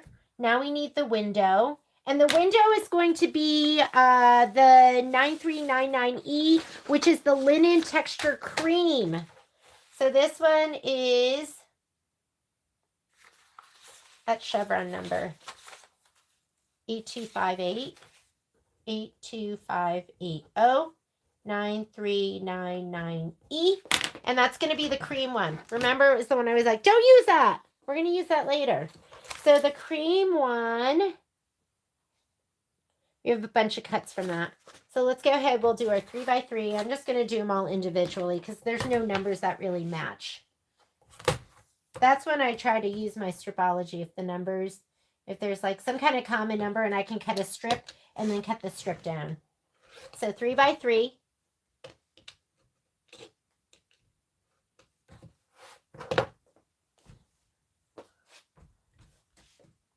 Three by 3, 2.5 by 6.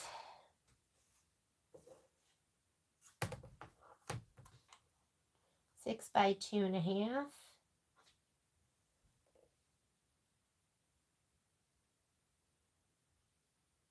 Just checking my numbers, making sure I'm doing it right.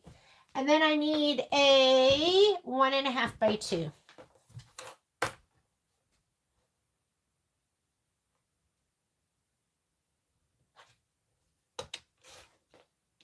This is like the most irregular cut stuff lately. So just because I know it's all for applique. We're not piecing anything. So this is my 1.5 by 2. Alrighty, that's done. 1.5 by 2. And now we need the ground. The ground is going to be MOSP again. So it's Mocha Spice. And I still have a piece from before. I wonder if that's big enough. So your Mocha Spice, you need 2 that are going to be 4.5 by 8. I don't think I have enough from before. Nope. So we're going to use our other piece.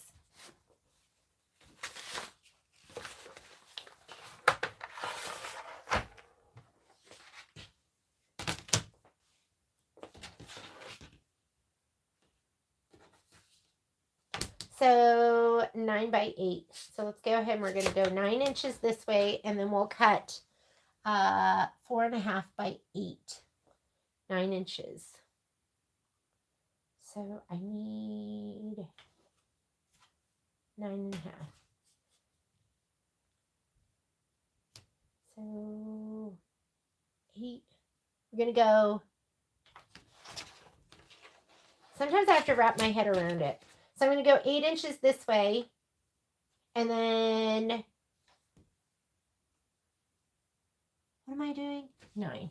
Okay. Do I have a full 9? I do. Because we have 4.5 inches. Okay. So I'm just going to go on my rotating mat.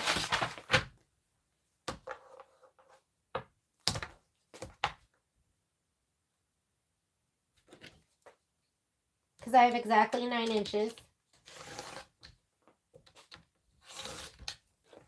That's my 4.5 by 4.5. And now I'm going to cut 8.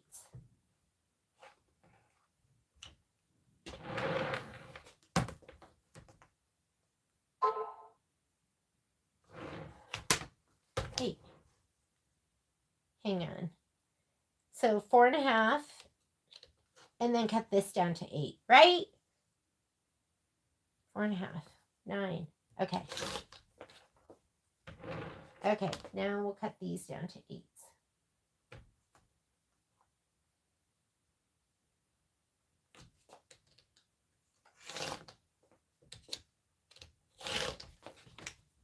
I can use that for something else. There's my 4.5 by, that's my ground. It's a good dirt color. Looks good. And now what do we have left to do? And then just the back. That's it. All right. Guess what? We are done cutting our fabric. Will you use scan and cut? Yeah, I'm going to scan and cut. And what I'm going to do is we'll do all the fabric prep right now. And then I'm going to film. I'll probably keep working today and I'll probably do the filming of the scan and cut. I like to do the filming of the scan and cut on my own. That way I can pause and think and decide if I'm doing something right or wrong and change my mind. So yeah, I'm going to do the scan and cut for sure. We're going to pull the cut files. So, let me look at your instructor. So much louder. I love Kimberbell. Yeah. I love the people that work there too. They're really wonderful. We scan and cut. You know what I said to Patrick this morning? Well, number one, I woke up tired, like as I always do. And I was like, I don't feel like doing anything today. And then I go, I'm so thankful that I do the live feeds because I'm lazy. And if I didn't have the live feeds and I wasn't accountable to you, I was like, I might not do anything. So I was like, I told him, I was like, I'm so thankful I have the live feeds because the live feeds make me more productive. And I want to be productive. I don't want to be like lazy. So it works out for me. Okay. Let's go ahead and we're going to talk about what we're going to press with SF101. So I'm going to go ahead and take this back over to my other section over here. And I am going to, let me put some stuff away. This is me digging, looking for my, whatever I was going to look for fog. FRFO. Here's my banana for when I get hungry. I was like, I might get hungry. And my manservant is going on a mountain bike ride. Who's going to bring me a snack? So I grabbed a banana.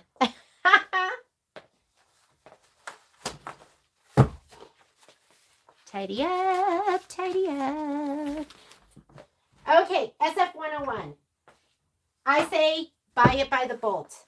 I'm not Joanne, so I can't do that like amazing. I used to buy like my SF101 from Joann's. Not once we had this store because, you know, we buy wholesale.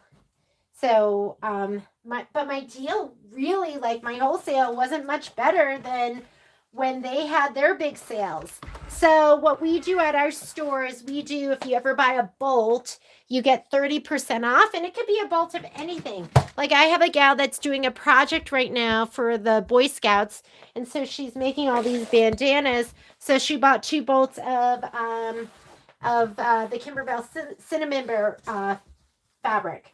So if there's ever, if you're one of those people that you love Black Magic, which is just like a black fabric from E Shink, you can, or Maywoods, you can always ask me and we'll sell you a bolt.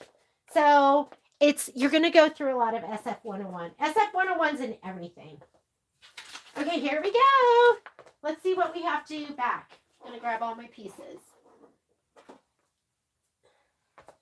Here's April, June, May, and then we'll be prepped. You'll be prepped and ready to go. That's the thing with this. It's kind of like, for me, it's kind of like cooking. Like, cooking can be such a chore, but if I'm cooking with my girlfriends, then I'm having such a good time. So hopefully, you guys, it's not as much as a chore when we do it together. All right. All right. Oh, Renata, I don't do it for you. I do it for me. No, I'm just kidding. I do it for us. You guys keep me on track. You keep me moving so I don't have as many. I was going to say so I don't have as many UFOs, but I have so many UFOs. All right. It does tell you, or at least it used to tell you. Okay, here. So on this page. Sorry, my lighting's not great right over here. I'm going to pull these out because this is going to tell us what to put the SF 101 on. That's what we're looking for right now. And if you want to, you can put SF 101 on all of your pieces if you want. But right now it says iron fusible backing to the wrong side of these fabrics. So all the ones with the heart. That's what it wants you to put the fusible backing on. So I'll just grab it and we'll pull out the ones, because it looks like almost all of it. We'll just pull out the ones that aren't on the list. Okay? All right. Let's come over here. So this is April. Here we go. Right here. So it wants it on all the background pieces. The only thing it doesn't want it on is the clouds. Seems strange to me. Because I'm going to cut the clouds, I'm going to put it on the clouds too. So this is I'm doing the, the gray linen. I'm going to put it on that as well. Yeah, I don't know why they don't want it on your clouds. So guess what? Everything, it says it doesn't want it on the green, the trunk. So it's saying not on the grass, not on the trunk, not on the tree. I'm going to be cutting all of that with my scan and cut. And although I could just stabilize the fabric and then, use secret sauce on the fabric, I think I'm going to put on everything. How about the rest of you? Did anyone already cut their stuff on scan and cut?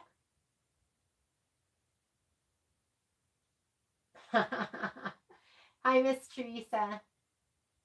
I'm reading your messages. Okay.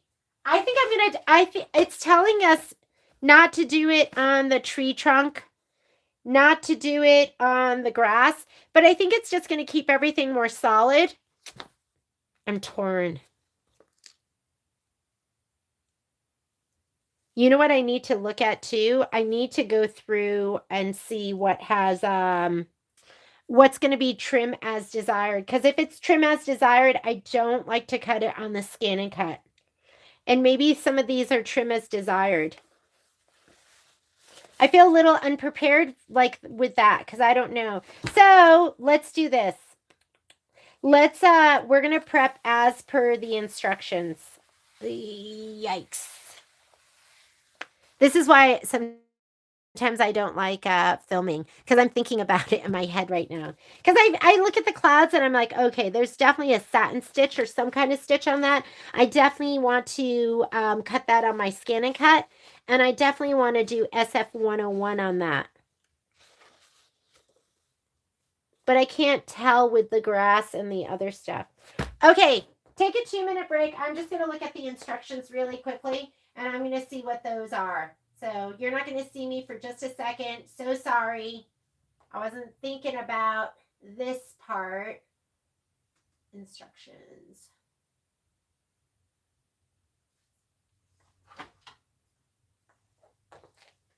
I want to go through here and see what is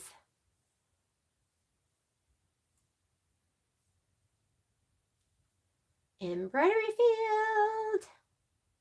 Yeah, that's really strange to me that those are the only pieces they want you to. So the door,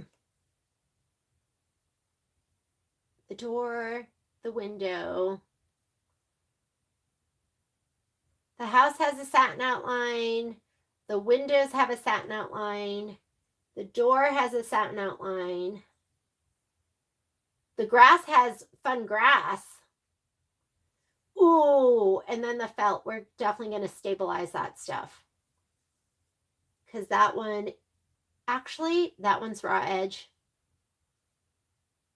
We're not going to do that one. Raw edge, we're going to just stitch down.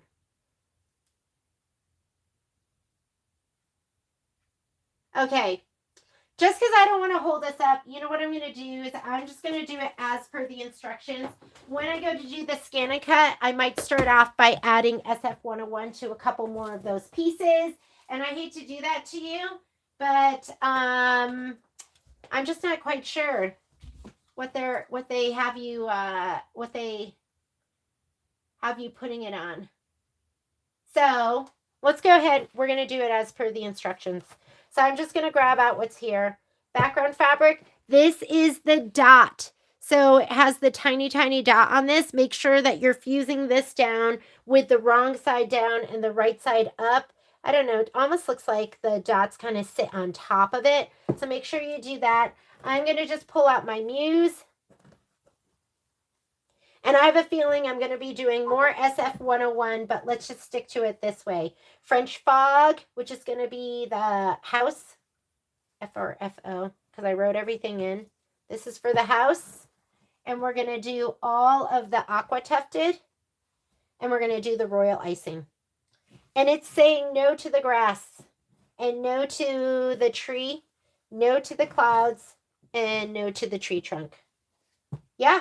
Iron fusible to the wrong side of these fabrics.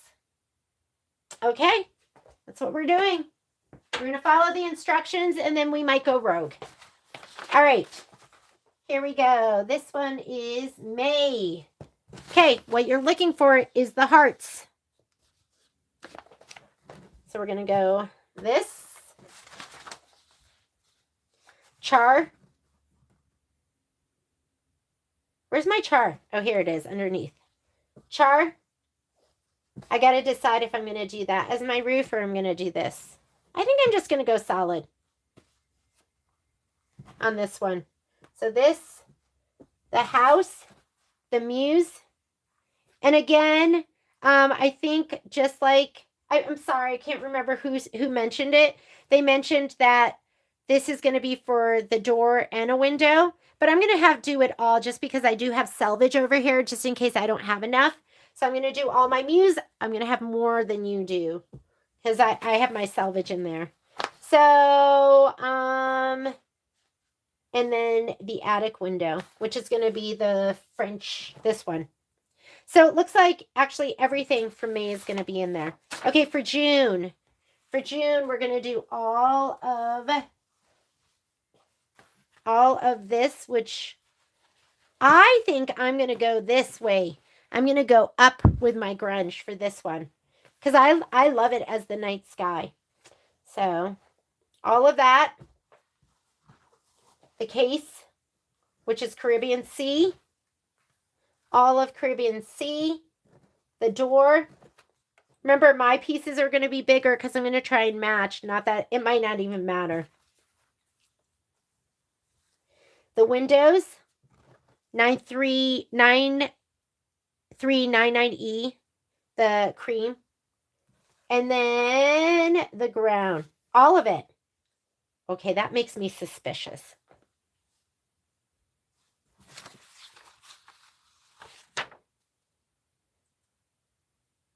that make you suspicious? They have you do for all of it for the other ones, but not all of it.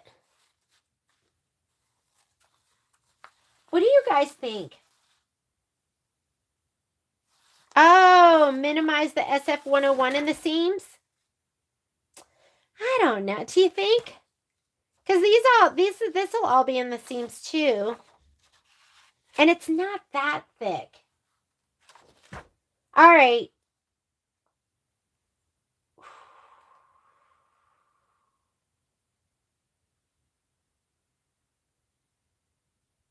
Hang on. I gotta look at that instructions one more time for the tree. Tree. I'm looking at the tree.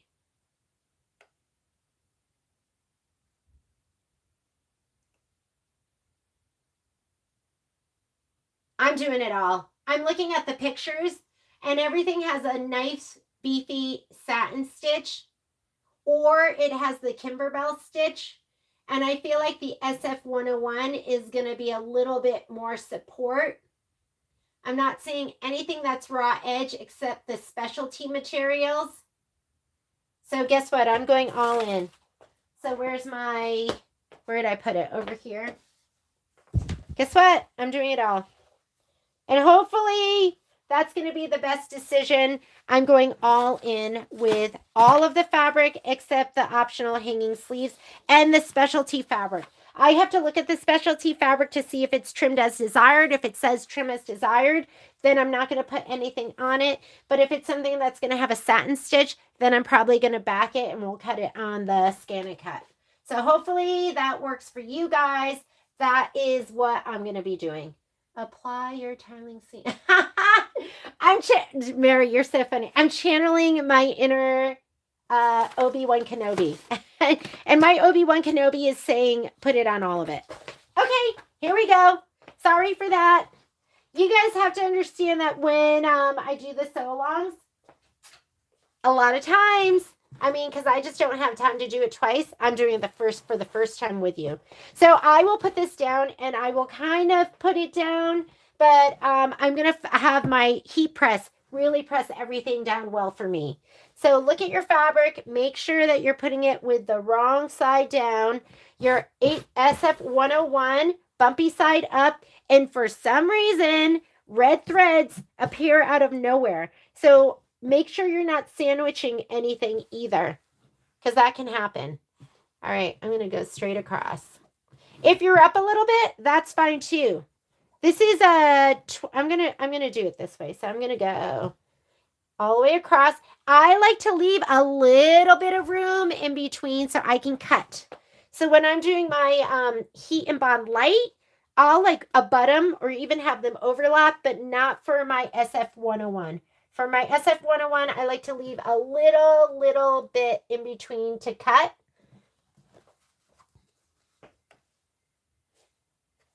Look at it and then flip it over and look at it again. Make sure you have the wrong side down. Because even with that, every once in a while, the ones that are tone on tone, I might accidentally put it the wrong way. Channeling. Yes, I'm doing all. We're doing it all.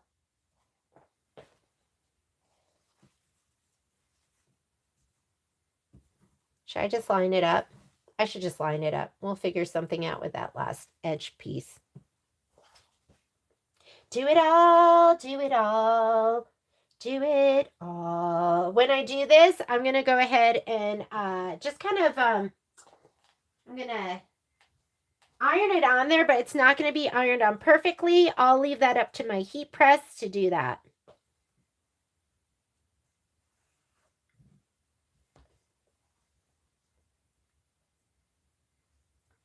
Dun, dun, dun. Dun, dun, dun, dun. Forget it. I'm already off. I'm just going to take it to the edge. Even a white thread.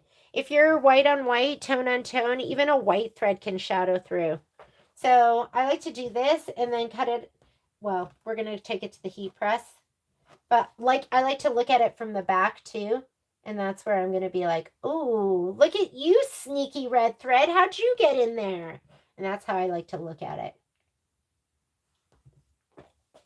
Here we go. Sometimes I will actually press so I don't shove it around.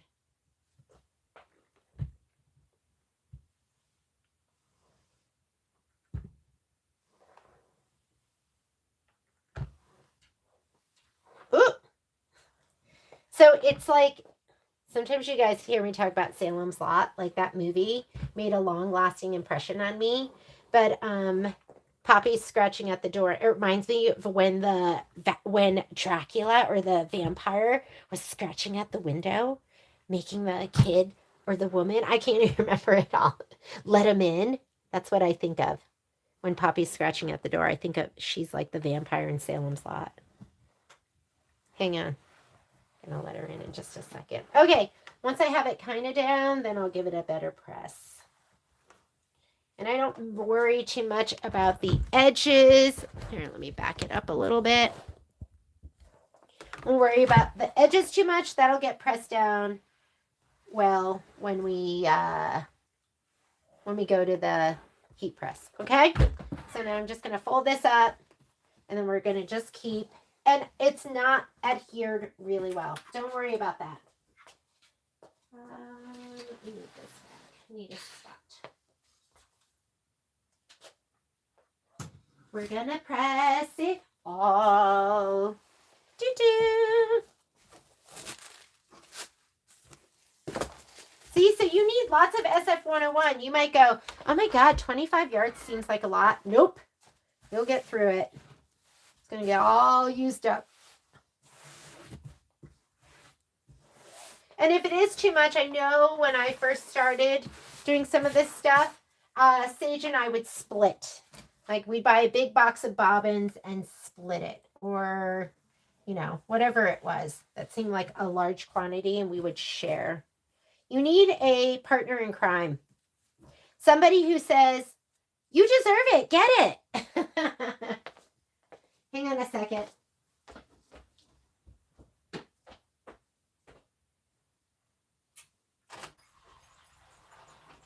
Come in.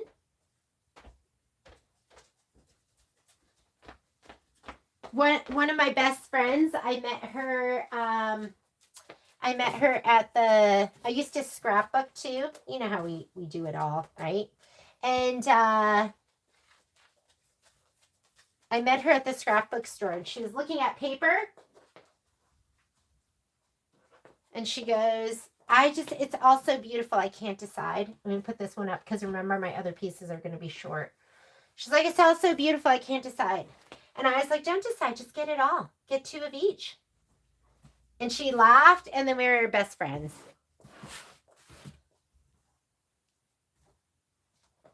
Okay, for this one, I'm going to go grungy side out.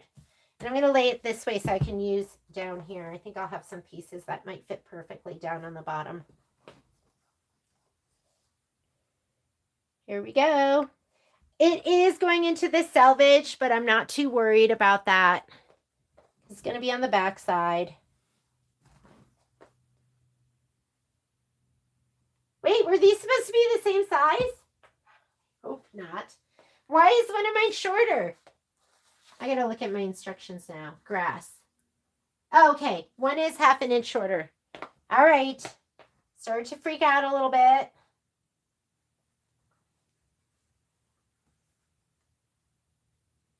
And then let's scan and cut. I'm going to scan and cut. And then I'm going to probably stitch this on Monday unless I get a wild hair. But Monday's the plan. You guys okay with that? We get together on Monday? All right.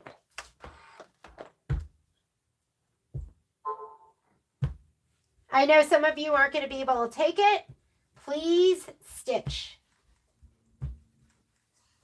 Some of you got it and just ripped it open, and then you're done. You've already done all of them.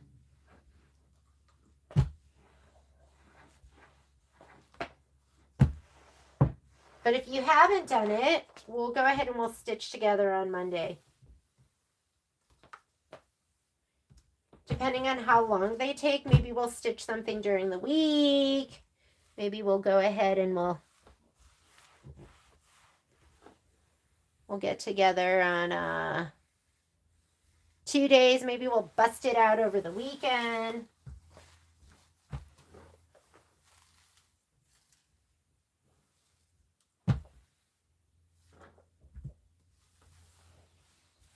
Okay, don't worry about it being perfect, because what I normally do is I'm going to use my heat press, but what I used to do is I would turn it to the back side and I would spray it and I would press it one more time. Because going to the back side, you can go, oh, you can give one more, like, look at that. I don't know if you see that. I have a big green thread right in the middle of that. How did he get there? I'm going to pull him out right now. Yeah, big green thread. That would definitely show through. Okay. That's why you don't want to press it down too well in the beginning, because if you have to pull it back, you don't want it to be like super well pressed down. Then you can look from the back side and go, ooh, there's something in there.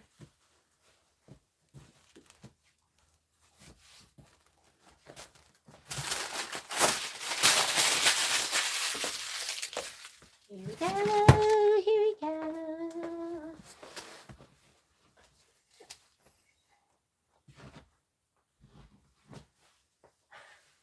Momo, Mommy can't play right now. He's standing there with like a bone in his mouth looking at me.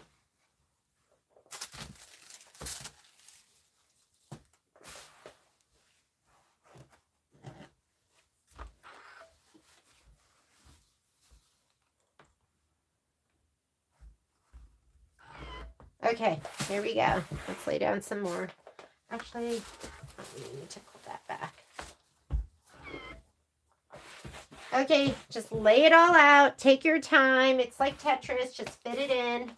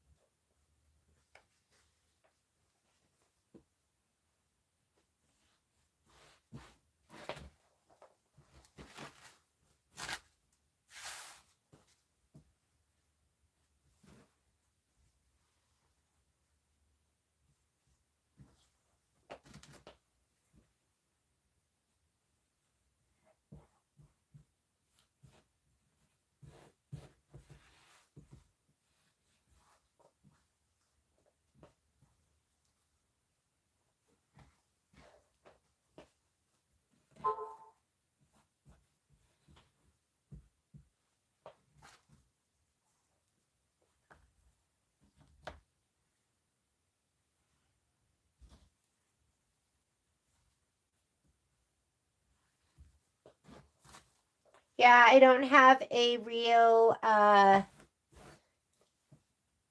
don't have like a real way of telling you how to lay it down. I just grab pieces and I just lay them down until it all fits. That's all.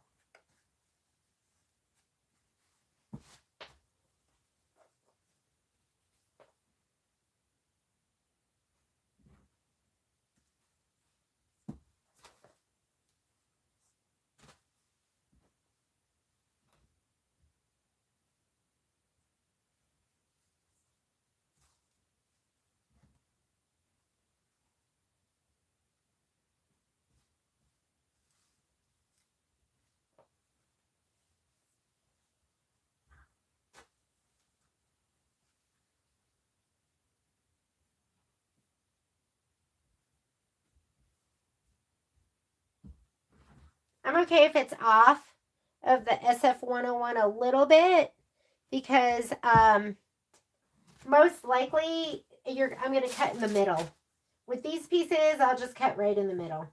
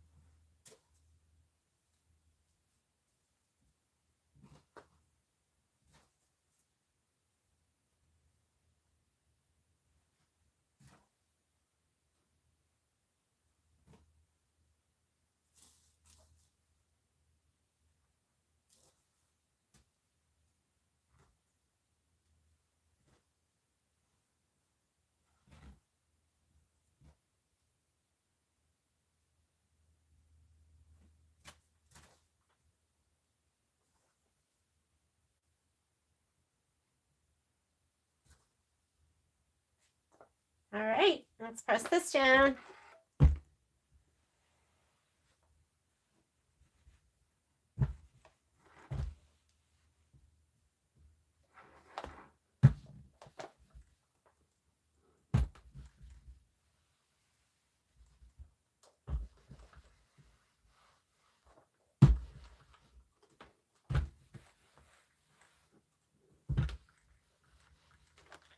Oh, for a second, I thought I had nothing down, which I do have a spot that has nothing down. Let me put something down there first. I was like, oh my God, did I put my iron down on that? Okay.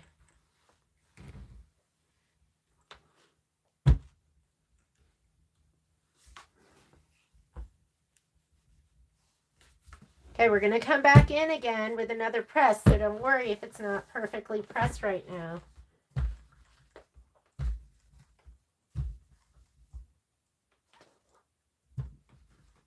Don't put your iron directly down on the SF. You don't want it all over your iron.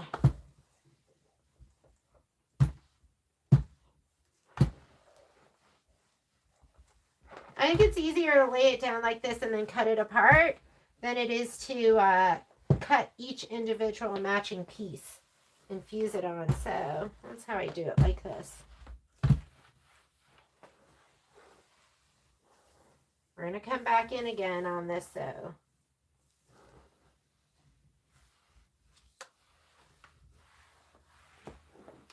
All right.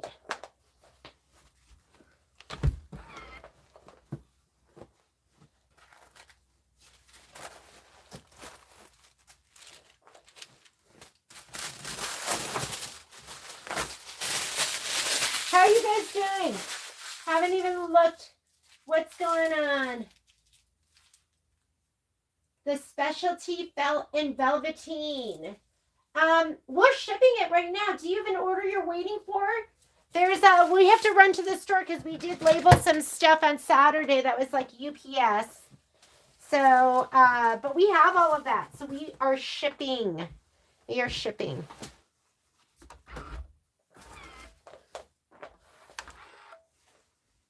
Only thing we're really waiting for is some fabrics for the kits.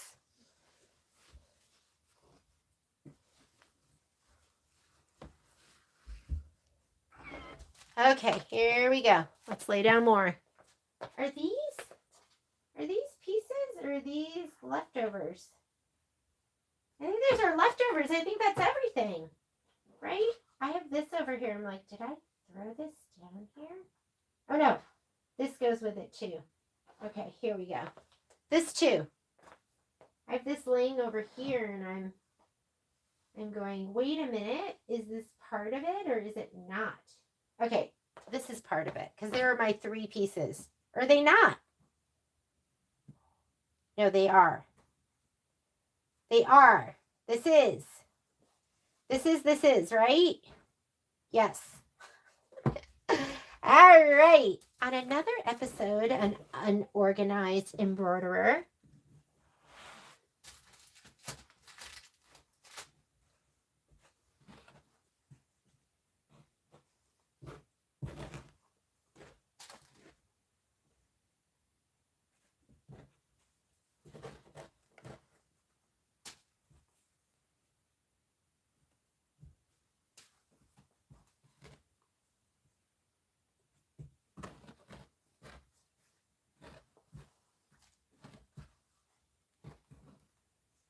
So you had this piece right here that had some selvage on it. That's what gave it away. I was like, wait a minute, I recognize you.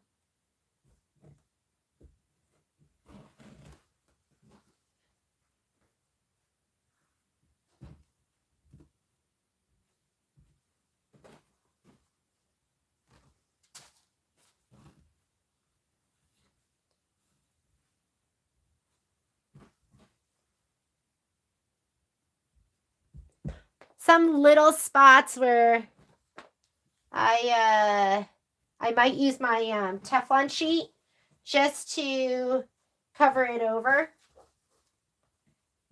So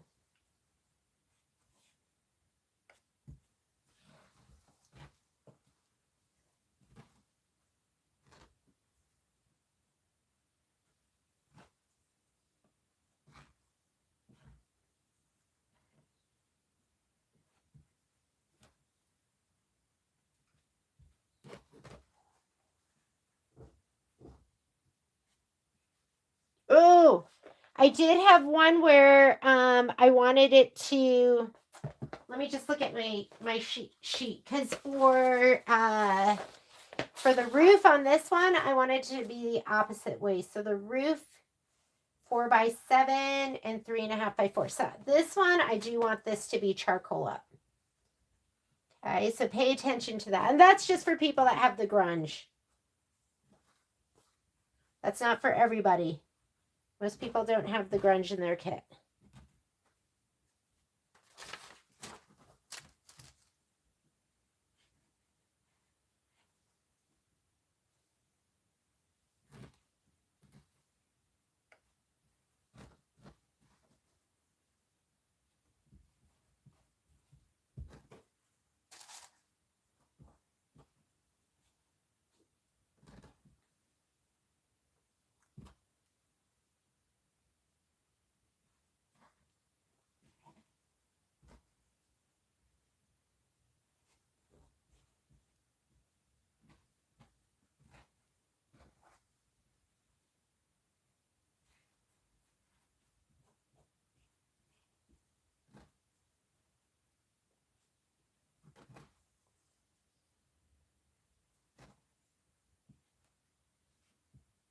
All righty. I think that's going to be as good as it gets. You can kind of see. Just filling it in. And I think that is everything. Except what is this little piecey piece?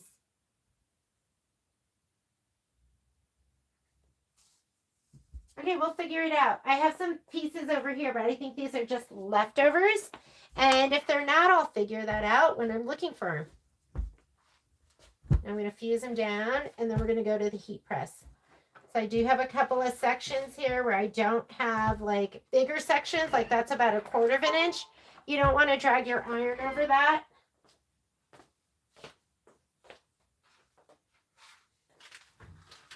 Like, and you know, a little sliver like that is going to be fine, but big sections, no. You're going to get it on your iron. You don't want that. So for situations like that, just put down your pressing sheet. This is a Goddess pressing sheet. It's my favorite.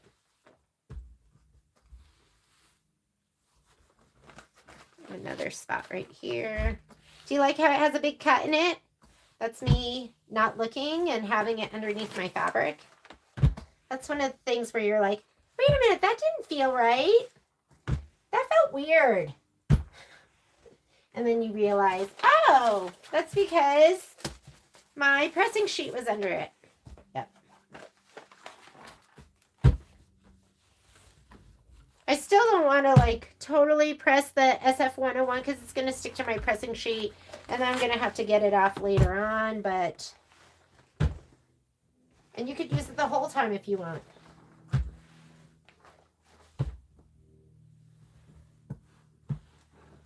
Alrighty.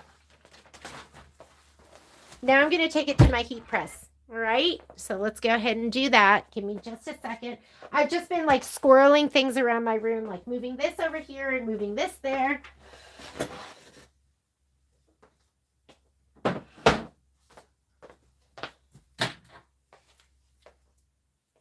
I'm going to go ahead and cut this. And we'll flip it to the back and we'll take a peek too. I'm going to just leave it like this because my heat press is 12 inches. And so I'll do half, and then I'll do the top half. I'm going to cut off.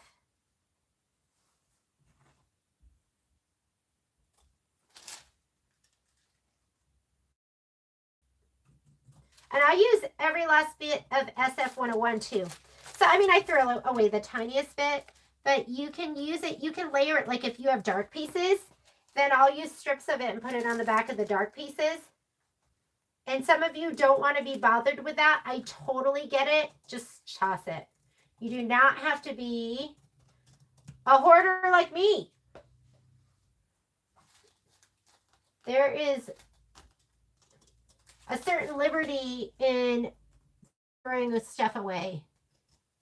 Sometimes I feel like a prisoner because I'm like, I can't, I gotta keep it.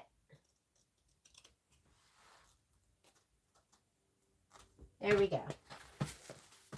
Okay, here we go. We're going to take this over. Oh, I didn't even heat up my heat press. Hang on a second.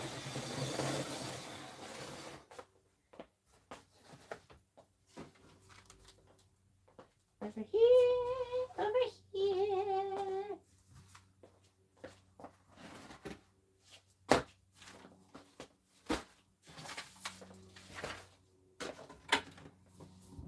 Where is it? Okay, I'm going to take you over to the next section in my sewing room, and it's dark over here. I had Patrick get me, this is where I have my scan and cut, my heat press, and then this is like, if you have wall space, I'm telling you, grid wall is the way to go. Like, I keep everything up on my grid wall, but then I'm going to be using my heat press next. So let's come on over here. And I have it heating up. I like to do my heat press. Let me send some light over there. Is that better? Okay. I like to do my heat press at 320 degrees, 20 seconds. Let me see if you guys had any questions. Ooh, Miss Thomason, just send me a note and I'll check your order. I'll check your order first thing tomorrow morning. And a bolt. The Cricut press. Yes, there's so many different heat presses that you can get. And I thought it was interesting that unlock. Mine's already set. It's heating up. What is that little goober on there? There's something on the very top that I don't like. Oh, it came right off. Okay. So heat press are like rulers. You need different ones for different jobs, right? So do you see that dark thread right there? I want to get him out. So it's good to look to the back side. I'm going to pull this back. I didn't iron it down too well, like I said, because now it's going to go through the heat press. But I want you to look at the back side, and I want you to just make sure you don't see anything that is going to drive you crazy later on. I see another dark thread right there.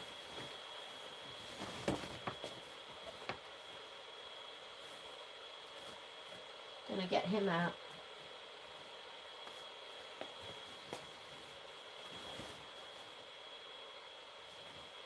That I can live with this, but it's part of this thread from the next door neighbor from my mustard seed. The dark colors I don't worry about as much. It's really the lighter colors, and some of this is just dirty thread that has already gotten on the back of my SF101. Okay, that looks good. Let's start putting it through. Oh, we're only at 140? Oh, sorry.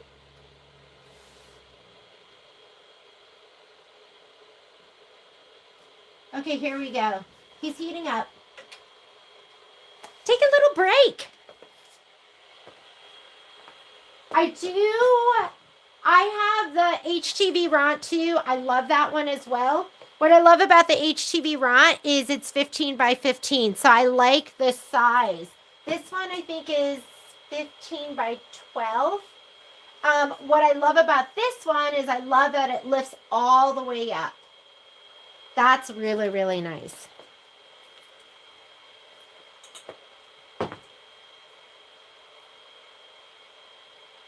Oh, use it. I was scared. I was really scared to use it, and I didn't use it for a long time. I'm at 195. Now I'm at 200. I mean, even like there was one thing. Oh, you know what happened? I was trying to use it and it wasn't working, and I was filming. Okay, of course I was like going so stressed out about it. And with the HTV Ront, you have to like just give it like one last little. It was like not pushed in all the way. And as soon as I got that, then it started working. This one, like when I used this the first time, I didn't realize I was like, how do you shut it? I couldn't figure out how to shut it, and what you need to do is you need to push down on the handle. So it's just little things like that. Otherwise, they're kind of a piece of cake. I am a one-trick pony. I am jack of all trades, master of none. So I haven't used my heat press for anything other than putting SF1. It's a very expensive SF101 applier, right? So this, all I've been doing with it is putting on SF101. But there's, like, you can't get SF101 on this like you can with a heat press. Like, I swear I can spend so much time ironing, and it's so worth it to me to just put it through the heat press, even at the 20 seconds per each one. It just goes so much faster, and everything is on there so even, and you want that when you're using your Scan-A-Cut. You want it anyways, but especially when you're using your Scan-A-Cut and then you're putting on the heat and bond light, you don't want there to be bubbles where it's not adhered right. That's going to cause issues. $2.75. Go to the bathroom if you need to. Have a snack. Why do you iron? So when I iron, Tina, I don't do a great job ironing. Like, I iron just enough so it's on there. The heat press is going to be, even when I was doing SF101 with my iron, I was ironing twice. Because I would iron from the front, turn it over, and look for any passengers that might have gotten sandwiched in between by accident, and I would pull it out. I wouldn't iron it down really well in the beginning because I wanted to be able to turn it over to the back and get out anything that shouldn't be there. This is going to be, so when I didn't have the heat press, then once I turned it over and I looked over all the pieces, then I would iron it again to make sure that adhesion was really great. The heat press just makes it so it's perfect. So I have a little, over here, like this little timer, and then it does a countdown. So I'm going to go ahead and do the top half of one side, the whole thing, and then I'll flip it over and I'll do the bottom half. And so if you're super bored right now, I want you to go ahead and take a break. Take a break. All right, and then I'm just going to keep going. Guess what? I left my SF. I had a little strip here. I'm going to keep track of where I need to go. I just can't get it, the SF101 on as well as the heat press will do it. It does such a fantastic job. Oh, you know what? I need to cut off this bottom part because I don't want that heat press going on any of the spots that don't have SF101. Sorry, you're going to see my head in the way. Just scoot it over again. And I'm eyeballing where it's getting to.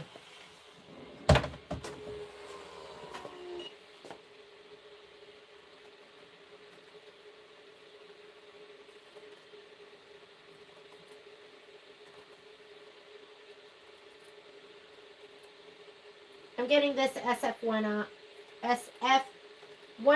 off on the bottom because I do not want to heat press that. You can always use like a piece of butcher paper or something like that. I have a roll of butcher paper. That was like one of the things Michelle was like, get a roll of butcher paper. And I have a giant Teflon sheet too that I could use.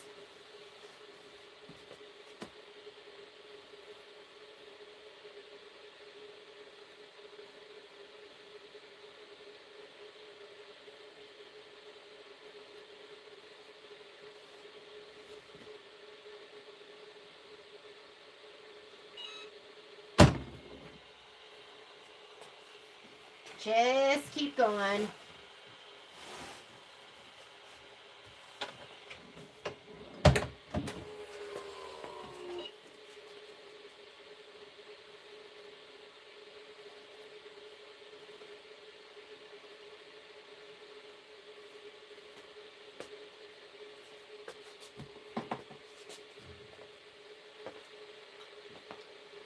I never bore you. Ah, that's so funny.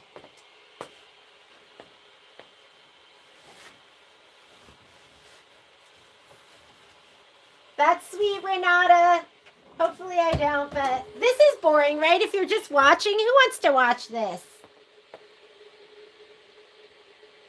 I want to do t-shirt quilts. I want to do it all someday. So, Carlene, I literally had my heat press for probably, I want to say I had it for maybe 8 months before I used it because I was scared. I'm always scared to do something new. And then I use it, I'm like, what is wrong with you? Why are you such a big chicken? Hi, Pops. You want to come over and get some hugs? Come here, baby girl. Come here. Mm. Yeah, I get scared of like new things. Like I get them. I want to use them. I think they look so cool. I look at it. And then finally one day I'm like, I'm going to do this. And I promise you something. And then that's why I finally end up using it. I'm like, oh, I promised them. I got to do it. I actually have some spots down on the, I couldn't remember where I cut and where I had it. So I have some spots down here without SF101. I'm going to cut them off. I don't want it to get on my... And like I said, I also do have a giant Teflon sheet I could use and put under here. I should go get that.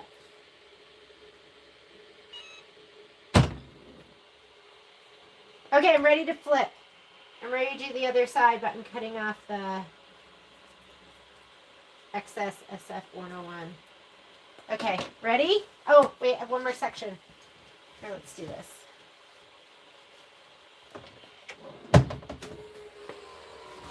And then I'm going to do the other side. But this, like right now, it's adhered so spectacularly. It's like great. That's why I do it. You just want it to be perfect, right? Especially if you're going to be scan and cutting. Like you want those, you want everything to be adhered really, really well. So now I'm going to take it and flip it and do it the other way. I mean, it's 20 seconds each. So like, how long does this really take me? It doesn't take that long. Hi, Momo.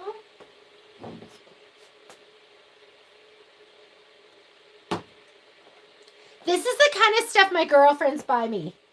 They know me. See, it says breathe. Breathe. Everyone, I don't know if you can see that. Breathe. Because they know I'm like, ah, all the time.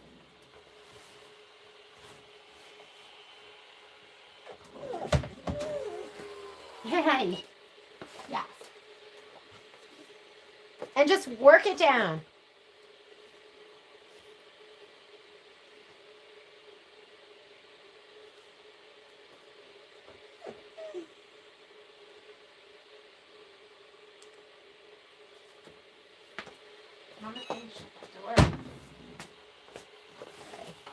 Here we go.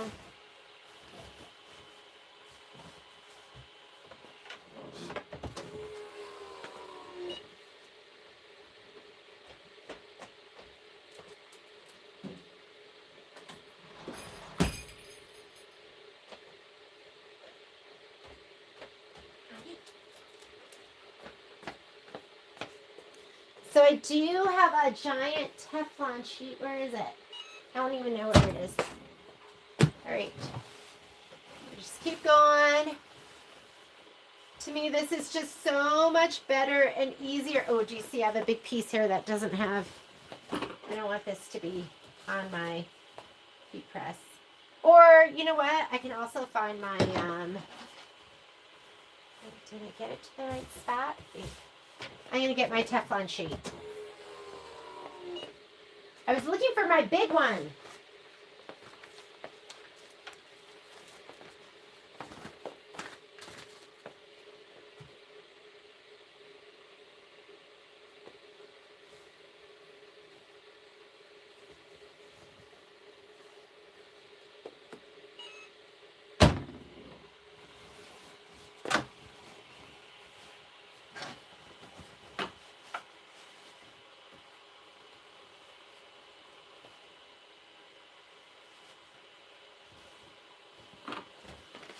I want this to stick.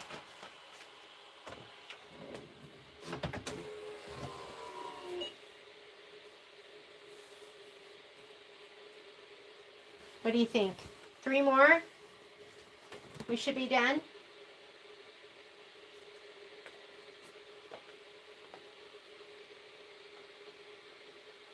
I want to do HTV. So Patrick was laughing at me because I said to him, you know, I keep talking to you guys about how we're tracking our sleep and everything.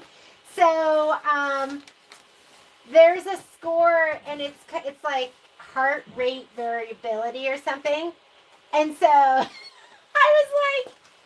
said to him, I go, oh my God, how was your HTV last night? I think it's HRV. Oh wait, gotta push down. It's HRV, heart rate variability. But he was like, oh, my heat transfer final. He's laughing at me because I got it confused.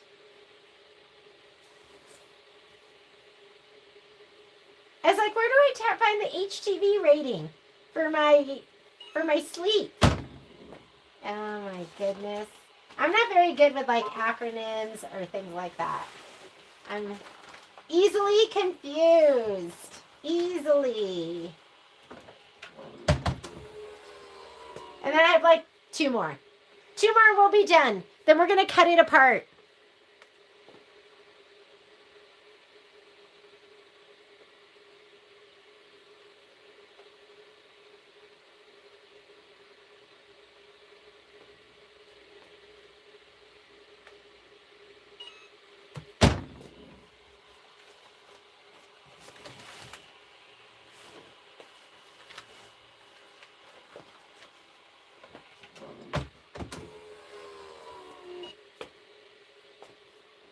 I should be doing this on the wrong side, just in case.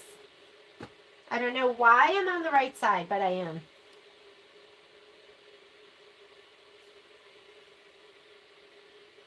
Do it on the wrong side.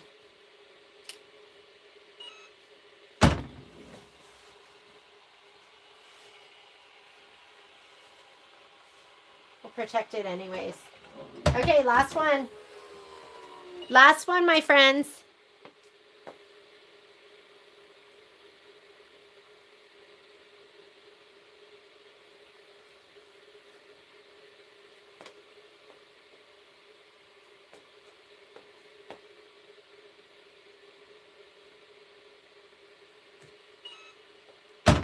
All right, I'm going to go ahead and turn this off. We are done.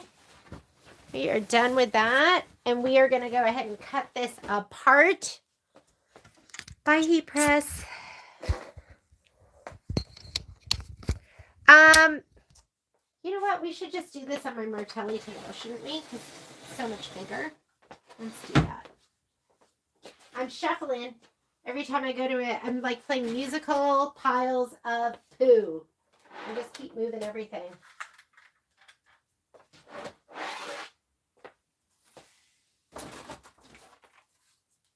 You still need some rulers.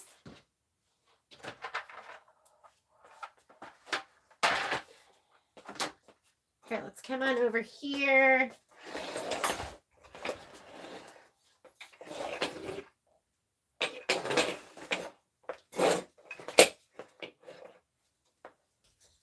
How are we? How's everyone? Here we go. There's Momo. And there's Poppy over there. This room here is not only the sewing room, it's the laundry room. It is the rec room. It's the extra guest room. So you get to see how not fancy I am. I feel like everyone's got such fancy sewing rooms. We're just not fancy at A1. But we're practical. Okay. So now I feel really good about how this is put together and like adhered really, really well. So I'll just get a ruler and go ahead and cut these apart. And then I'm going to pull out the pieces that I'm going to want to use with my scan and cut, but I'm not going to do that right now. This is a good size. Let's use this one. So I'll eyeball some of it, but I feel like I can go back faster with a straight edge. And so I'm going to go ahead and we're going to cut this all apart. And So, I know, right? You know what I should have done? I can't. You're right. You're right. You're absolutely right. Okay. So I'm not even sure who Sewn is, but Sewn is saying heat and bond light now. Yes.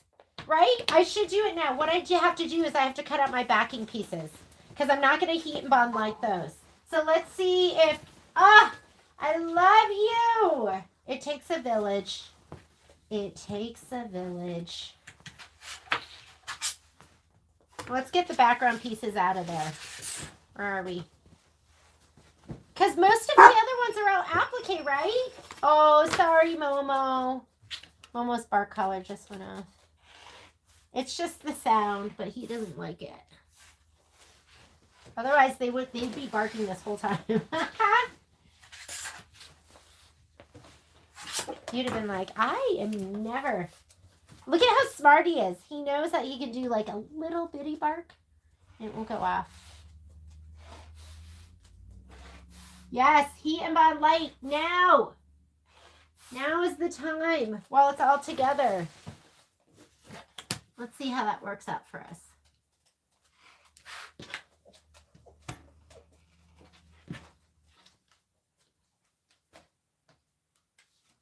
Okay, these pieces here are all background pieces. Let's see what we can get. Maybe that's what I should have done, right? Is I should have kept that in mind when we were laying down our pieces.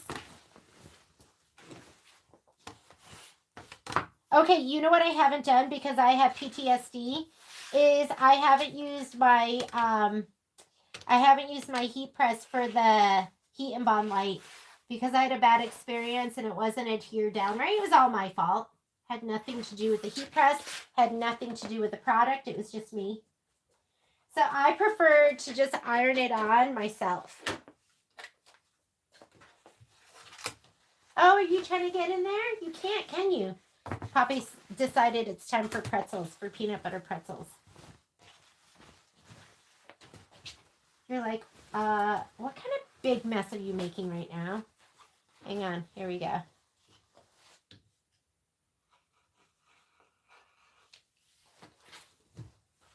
For a second, I got scared that there was something under here that shouldn't be under there. I don't know if it's totally going to work because I have so many irregular shapes and so much mixed in. But I think that's what I need to do next time is just pay attention to background pieces and applique pieces because I should have, if I'd been thinking, okay, these are all background.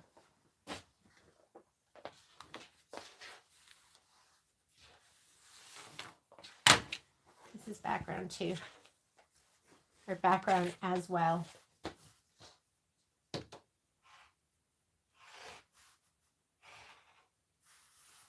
How many of you have switched over to Hot Fix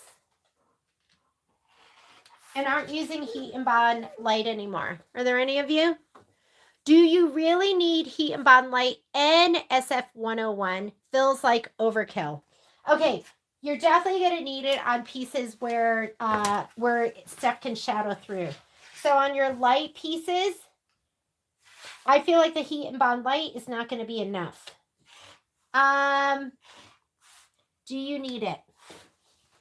No, but I feel like it gives you more stability when you pull it off of your mat too. Like when you pull it off your mat, but you can secret sauce, right? And you can be really, really careful. But I feel like that heat and bond light is going to give that piece of fabric more structure when you pull it off the mat. Because sometimes I'm like, I don't spatula as well as I should.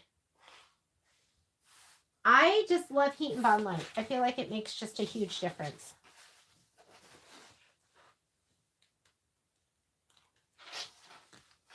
So, do you have to? I just prefer it than putting just secret sauce in the fabric on the fabric mat.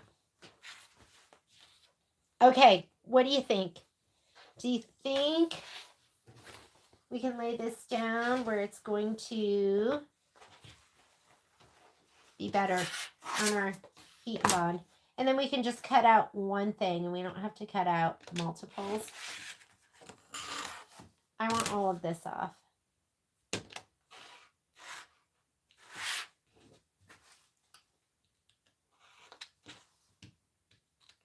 I mean, lots of people feel they feel differently about it, right? Like, what's your process? I want all of this SF101 off.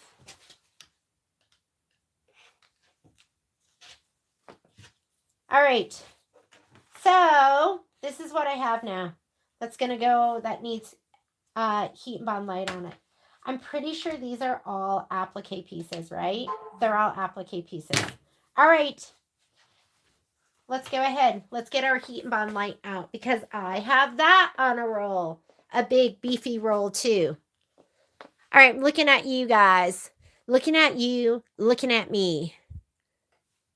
Do you really need heat and bond light? I would just do SF101 on the light pieces and the heat and bond light on the pieces that you're going to scan out. Hot Fix. Yes. Hot Fix. You guys have all been using Hot Fix? Yeah. Okay, guess what? I will switch to Hot Fix after I finish my big roll of heat and bond light. Because I want you guys to write in there, what do you love about your Hot Fix? Go ahead, and I want to see. Because does the Hot Fix is it smooth? Is your Hot Fix totally smooth so you don't get the little bubbles that get stuck to the mat? Tell me what you love about the Hot Fix. Are you using Hot Fix Featherweight or so you guys have switched over? I'm not opposed to switching over. For me, I always want to use what's going to be best. That's going to have the best results, and it's going to be the best for you. And then I also have to finish my roll of heat and bond light. Guys, look, I only have this much left. It's only going to take a little while longer. Okay, here we go. I'm going to prep this all with heat and bond light because I'm going to put it on my scan and cut. It will be easier to just do it right now. It's big. My roll is, guys, it's 35 yards. I'm going to use it all up and then I'll do the switch. Wait, I want to see what your replies are. So use Hot Fix Featherweight. Plastic backing, not paper, easy to remove from the mat. That is what I want. Wanda's going to stay with heat and bond light. Heat and bond light for the first. Yes. Oh my God. Hi, Bart and Trish. Good to see you. All right. Okay. I'm going to use this all up. Because guess what? I have it and it works. But what I like about what you're saying, who just said that too, is that it's easy to remove from the mat, the plastic backing. Because sometimes, like this has like little balls of adhesive. And if you do not get it used perfectly, not perfectly, but you have to have it fused well. I don't want you to think it's hard. But if you don't have it fused well, it will stick to your mat if you're going heat and bond side down. So you can fix that by putting fabric side down, right? But I like using my low tack mat and my standard mat. I also really, really like using my my auto blade. I've been using my auto blade for everything. It helps keep the fabric from fraying. Yeah, that's the other thing. I also like that too. I know Becky uses, I started using this because Becky was using the heat and bond light. And I know she's switched over. So I'm totally open to it and planning on it because the idea of like for me, if it's going to work better, if I'm going to have better results, then I'm going to switch. That's it. You don't need to convince me. But I'm going to use up what I have because I'm also that kind of girl. Okay. Let's see. I'm not too worried about this because, oh, look, it fits perfectly. That little corner. And that extra stuff that's over there, I'm going to use that too. I'm going to use all of it. So I'm going to adhere this down. And then wherever there's little itty bitty pieces, we'll use that later on. And I will, like, whatever isn't on this back part, I'll take those pieces and I'll put it on the back. So, yeah, we're going to go ahead and just adhere it right now. Here we go. And I'm going to probably give it a double press because I'm going to press this way and then I'll press it from the other side.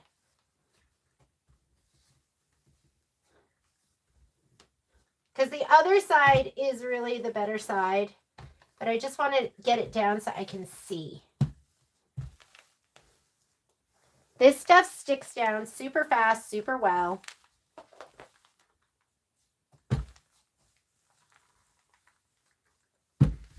Okay. I'm going to fill in right here.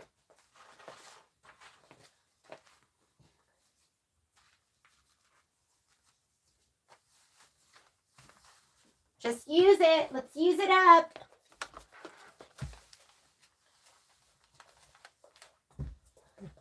Hi. Ow. Oh, puppy. Down. Down, down, down. Oh, you hurt me. Get down, baby. Ow. Okay.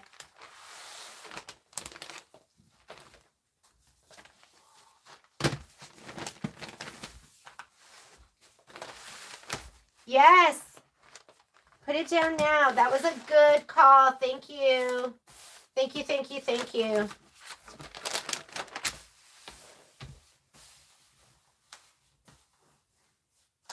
I know. Do I need to be putting the SF101 down? And you know what? You guys are better experts than I am. I just, if I do that, then I go, okay, I'm not going to do a test cut with everything because everything's going to be stabilized the same.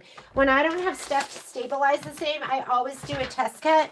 And there's two schools of thought about the test cut because there's a lot of people who go, you don't need the test cut. If it doesn't cut the first time, just cut it again. But what I find is when I do the test cut, I don't have to cut it again. I talked to a brother educator. He's like, oh, I use the test cut for everything. And then I talked to another one. It's like, no, I would never use the test cut. You don't need it. But what I find is when I use the test cut, I don't have to go back and do a second cut. It's just perfect the first time. And that's what I want.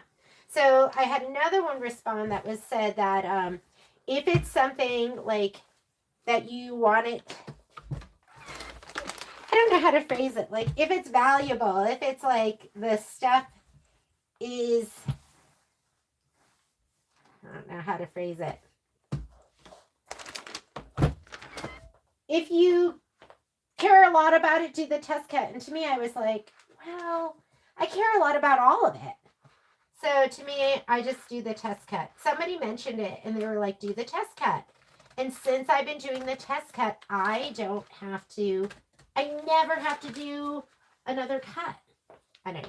So anyways, I do the test cut. And this, now that I have everything, and a lot of you have been doing scan and cut way longer than me. So, you're the expert. I'm not. I just, this is what's been working for me. So, now that everything is stabilized the same, everything has SF101, I'll just cut everything out all at once, and I'll just do a test cut in the very beginning. I know some of the fabric might be a little bit different, right?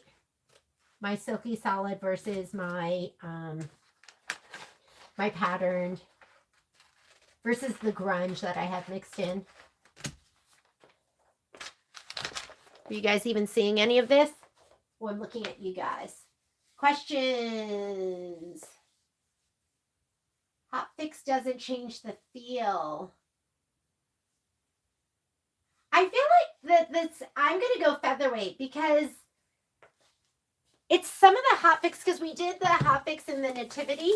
Do you guys remember that? That was one of the first things that we did. Okay, I'm going to turn this over to the back and make sure there's heat and bond light in the back of everything. And then I'm going to press it from the back side. So, but I felt like that was kind of rubbery feeling, the one that we used. And so, I'm excited to use everything. I'm just going to use it all. I feel pretty comfortable with the Heat and Bond Light at this point. It's my old slipper. You know when you have an old slipper, you're like, oh, those new slippers look really fancy and nice. So I'm just going to keep wearing my old slippers for a little while. And then I'll switch over.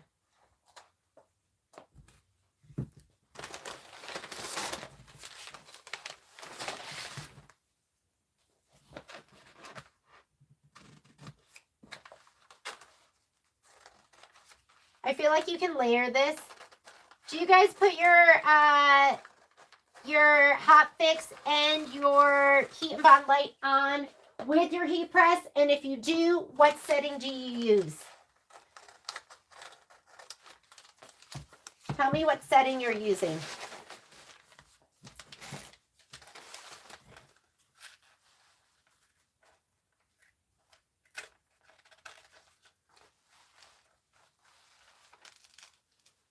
Or tell the whole group so you can share.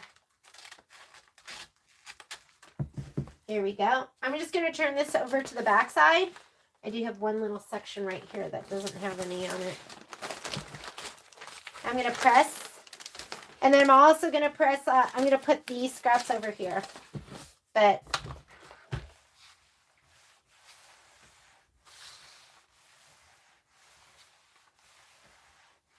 woo, that was hot.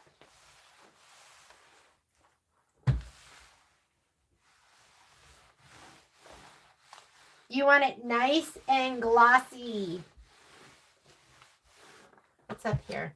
Is there nothing? I didn't catch that. It's like, wait a minute. Shadow.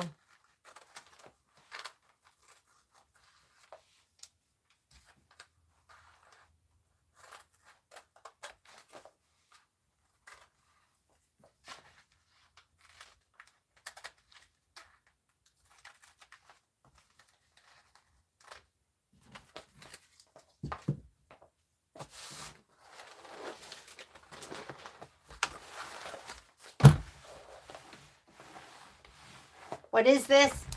Heavy, I see a heavy dark thread there, but I'm going to leave it because it's on the back of the Caribbean Sea, which you're not going to see it, so it's okay. Do you see it right there? Yeah.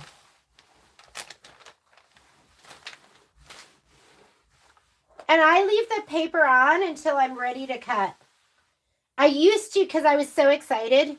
I was so excited like about using my scan and cut and prepping my fabric. So I used to go ahead and just like peel it off immediately.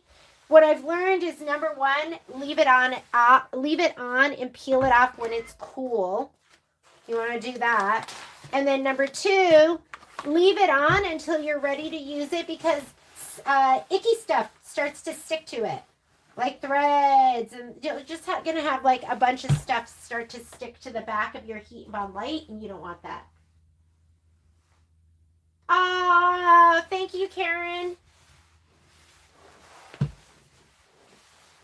We totally appreciate it. We have affiliate links for a lot of stuff, because if we don't sell it, I'm just going to send you the link, and we get a little bit of credit when you use our affiliate link. So we do have some Amazon stuff. I'm never going to hold you back from getting something somewhere. Like we're the type of store where if you like, you know, sometimes people will call us for prices on machines, and there's been times where there's other places that have better prices, and we'll tell you, we're like, we can't, I don't know how they're doing it. We can't do it. Get it.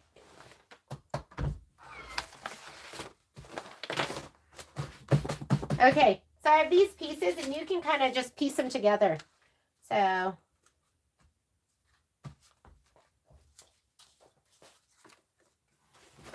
I'll use every last bit of it.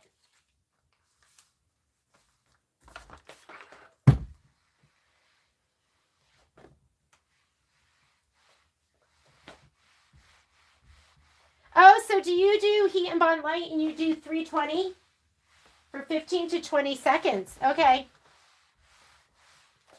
I'm going to put this on here. This is literally like you can just go ahead and piece it together. No problemo. Just add it on.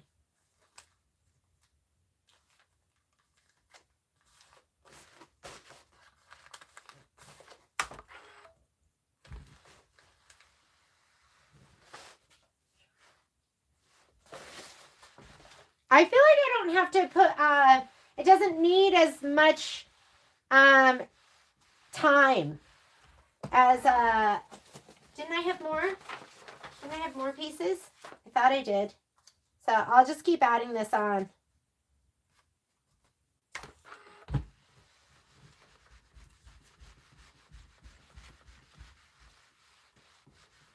I need a little bit. Need a little bit here. Okay, let me cut off some more here.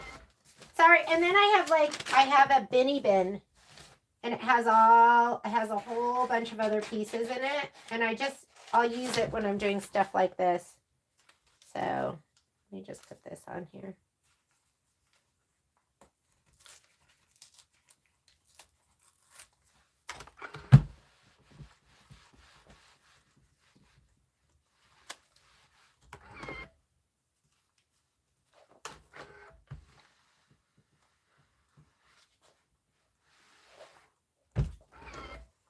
Sorry that you have to see this,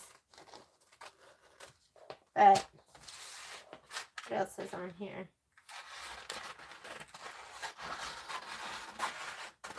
That'll be all evened out for the next time.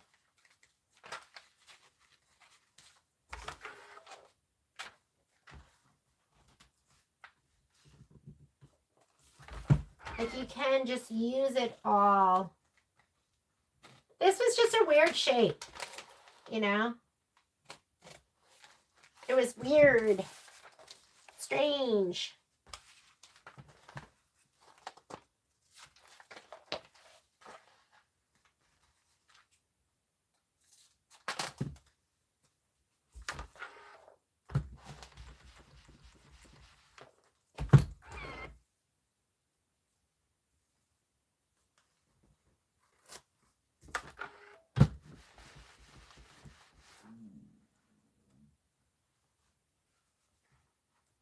That should be good. I think that should be good enough. Alrighty. Here we go. And this goes in my little scrap bin. But because this was all irregularly shaped, I just pieced it all together. And when I peel it back, I make sure it's glossy smooth and like a icy, like a lake, a glossy smooth lake. Okay? All right. Guess what? So this is kind of prepped for my scan and cut. I'm going to go ahead and cut these pieces apart. We could leave them and lay them down. What do you think, my scan and cut experts? Should I cut it apart in sections? I'm going to cut it apart because I don't want to get confused with what's what. So I'm going to cut this apart. And then we're going to group. We're going to cut our batting pieces. Ooh. Let me just make sure this is all. I'm always paranoid. Let me just give it one last pressy press.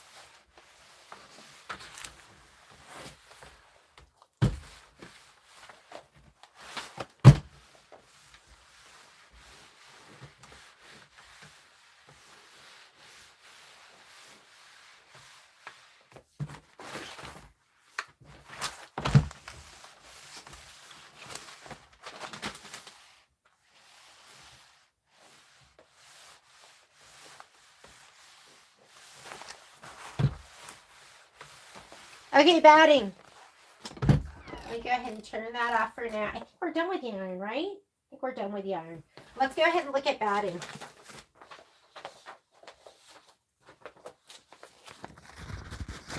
What do you guys think about the batting? The batting,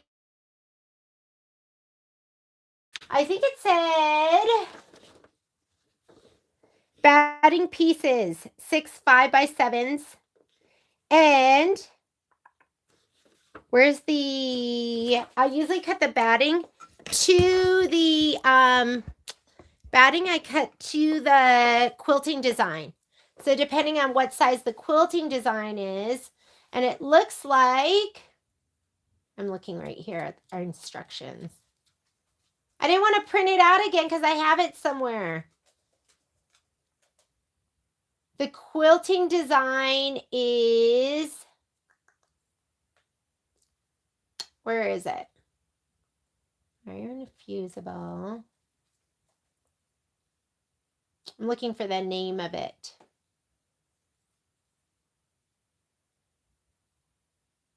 Embroidery Field, Embroidery Field. April.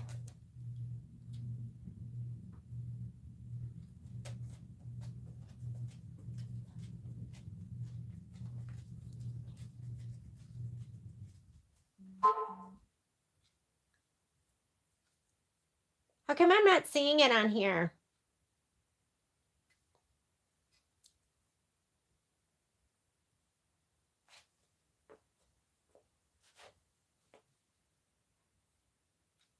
Sorry, guys.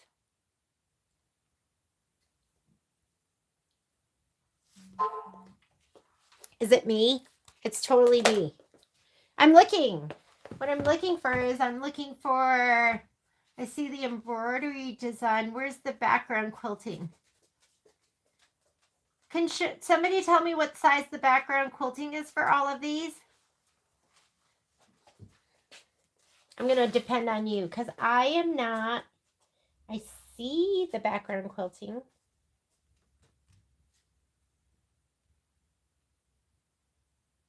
Background quilting size. What do you guys have? I'm looking at you guys looking at me. So glad, yes.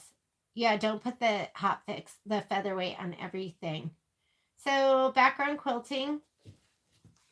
All right, let me go into my, I just want to cut all my batting pieces to the right size for the background quilting. And what do you guys have? Embroidery files, background quilting, April.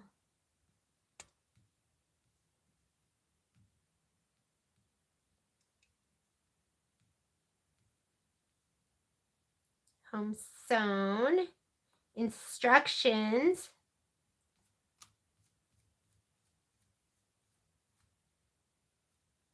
So, because what we do is we cut the background quilting based on, we cut the batting. I cut the batting based on the background quilting size.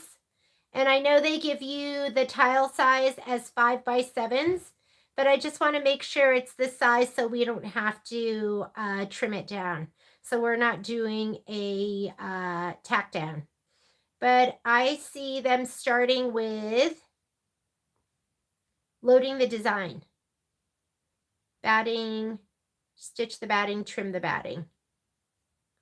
And I'm not even seeing in the instructions where they put the background quilting design name. Is it me? Has anyone stitched? I'm going to look at you guys right now. Okay. I see what they say. I see it in there, Teresa, with the background quilting size. Like I see they have the size in there. But what I'm looking for is I'm looking for the background quilting design size, because that's going to tell me what size to cut the batting to. Background quilting is included in the, oh, so do we have to, oh, it's part of it. Got it. I just don't want to have to trim. So what I'm saying is I don't want to do that step where I have to trim. I want to cut it to size. I'm being lazy. That's what I'm doing. Okay, you know what? I'm going to cut my background batting later because I wanted to cut it to size. I don't want to have to do that step. Do you guys know what I'm talking about? Instructions. Home sewn instructions. So all I'm saying is I'm so used to us just doing the placement stitch. So the placement stitch for the batting and then putting it down. I want to skip these steps. I want to skip this one and this one. Step 6 and 7. So what I'll do is I'll stitch one out and I'll figure out what it is. And then I will, I'm going to cut my batting later. Because I'm just going to cut them all to size.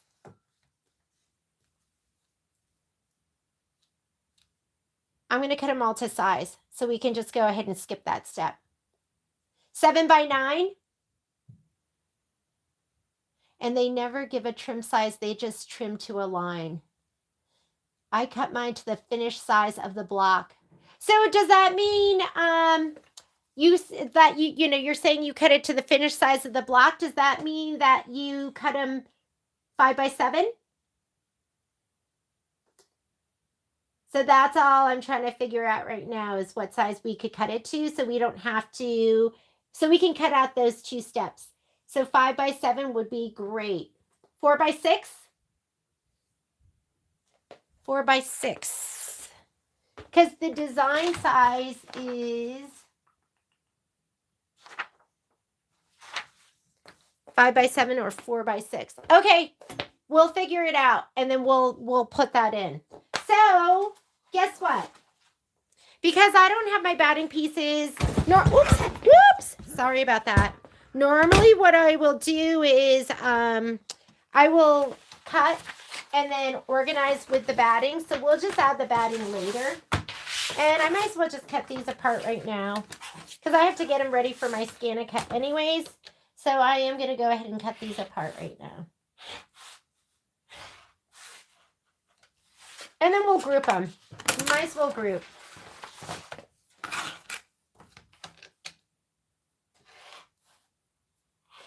I feel like we've had some I won't say differences, but there's a couple of things that have been a little bit different than what I'm used to.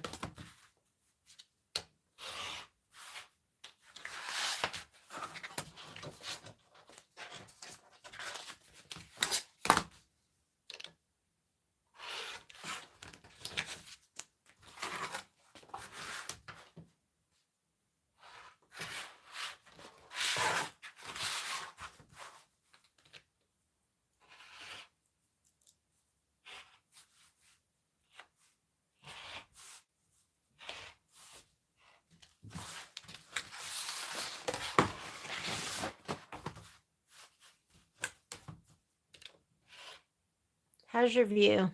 You guys seeing everything?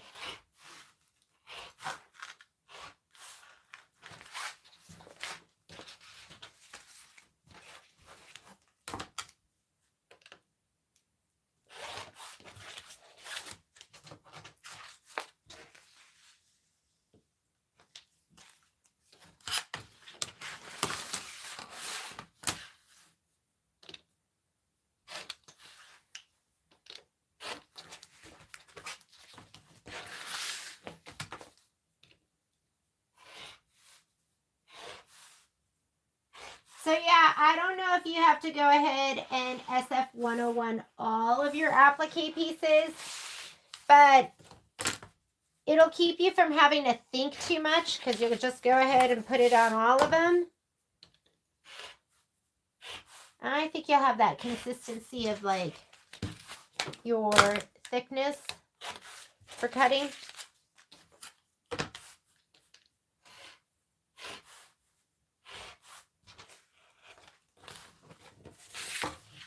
I liked that. I'm glad you stopped me and that I did all my heat and bond light all at once instead of like cutting it all apart and laying it down one more time.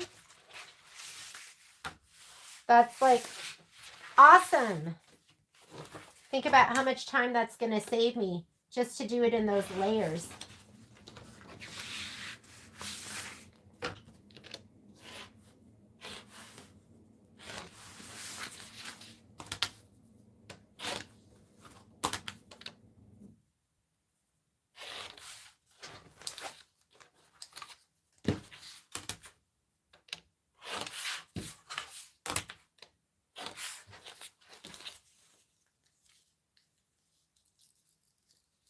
Smooth. Nice and smooth.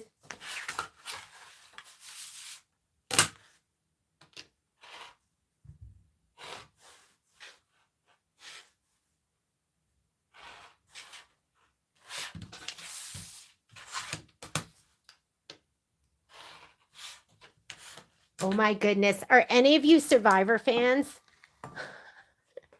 I love Survivor. Patrick hates it.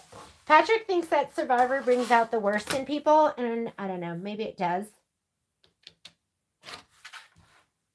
Probably does, right? It's like Lord of the Flies. But I feel like I've been watching these people forever. I'm like, I can't wait. I can't wait for Thursday for the next episode of Survivor.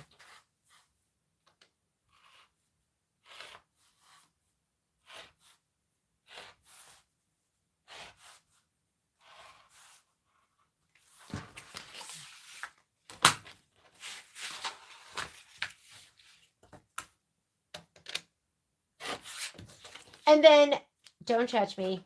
Please don't think any less of me. But I love Love is Blind too. And so I can't wait for Wednesday.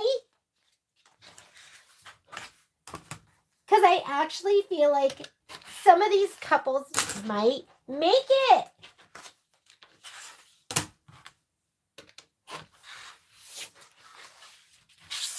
So when I stay at work late, and I'll just put on like one of these like mindless shows and just have that on in the background.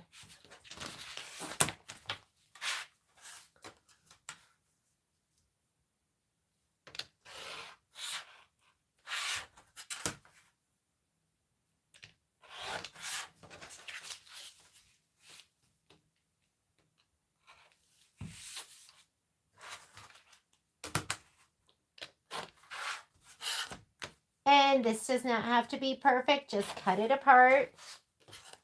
There's some ick on the end of it. Get it off.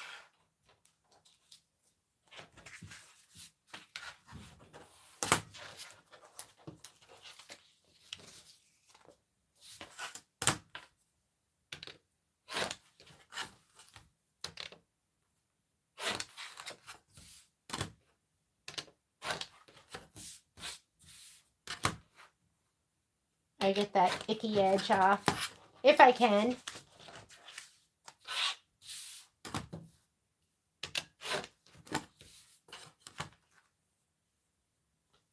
That is hard to see.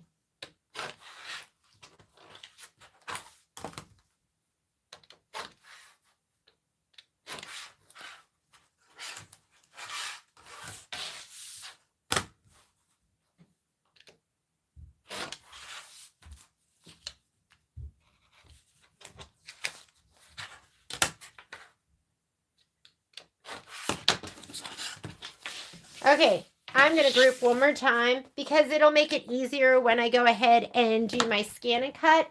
So I love all my pouches, but my favorite are going to be these. And I just love these because they have, and we have an affiliate link for these on our website. They have two little compartments right here so you can divide stuff if you want. So these are my favorite. And then I'll probably put like the background pieces in the back. And then we'll put the other pieces. Oh, I didn't even finish cutting those apart. Let's do those so we can put those in the pouch too. Batting's going to go in last. Batting will go in last once I figure out. I heard a 4x6 and a 5x7. Let's just confirm and make sure it's going to be perfect. And I usually do cut my batting just a little bit bigger than the placement line. Like I'll do 4 1/4 instead of 4x6. I like the idea that it might get stitched down a little bit better and not shoved around. Let's move that because I could see myself just cutting right through it. That's what happens. 50 seasons, I know! Is that just crazy? And I was watching Ozzy because Ozzy's always been one of my favorite people. Guess he's not a character. his real life person. And I just keep thinking, oh my God, Ozzy, your social game hasn't gotten any better. Ozzy always gets taken out.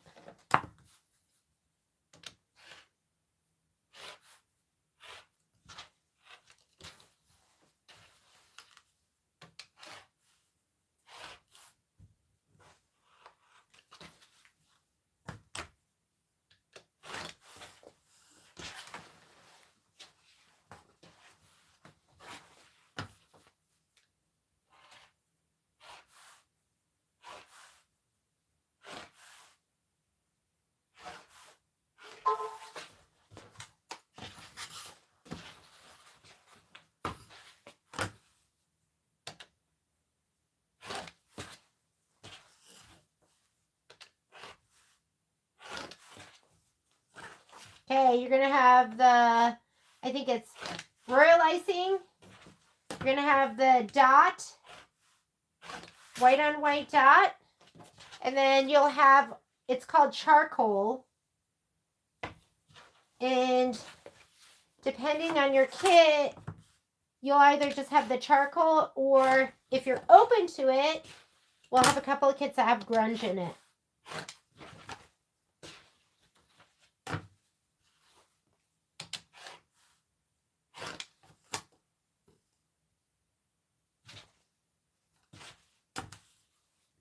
I haven't worn a watch for, I don't know, like 20 years. So even now, sometimes, even with my watch, and I'll be like, Patrick, what time is it? He's like, you're wearing a watch. This morning, he wanted to know something on my watch, and I was like, I don't know. I can't see. I don't have my glasses on. Okay, let's sort. You guys ready to sort? So I was telling you about these pouches. I love them. So these are my favorite with the handle. There's different ones because I ordered another set that was a little bit cheaper, and when I got it, the handles weren't as nice. So the ones that are on our site are going to be these that you're seeing right here. So I've also used these, which are fine. And then, you know, I have also the small ones, and I have the ones that you slide in from the top. I love them all. So just whatever you want to get that's going to keep you organized. So right now, this is going to be my April, so I can go ahead and put my instructions in one of the pockets. And then let's get all our pieces together. The background is going to be this. We're going to have the cloud, which was linen texture, the gray linen texture, and French fog. So I was using this as my French fog, and then the gray linen texture. We could also group everything too, and then it'll be easier to pick it up. This is my, oh no, that's not French fog. That is... So grouping helps as well.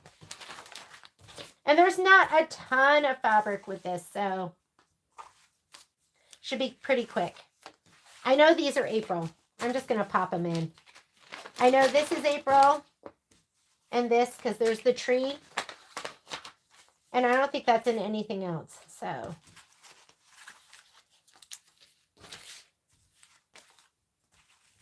Muse is in a couple of things, so let's go ahead and put that over here. And Mocha Spice is in several things too, so we're going to have to pick the right sizes.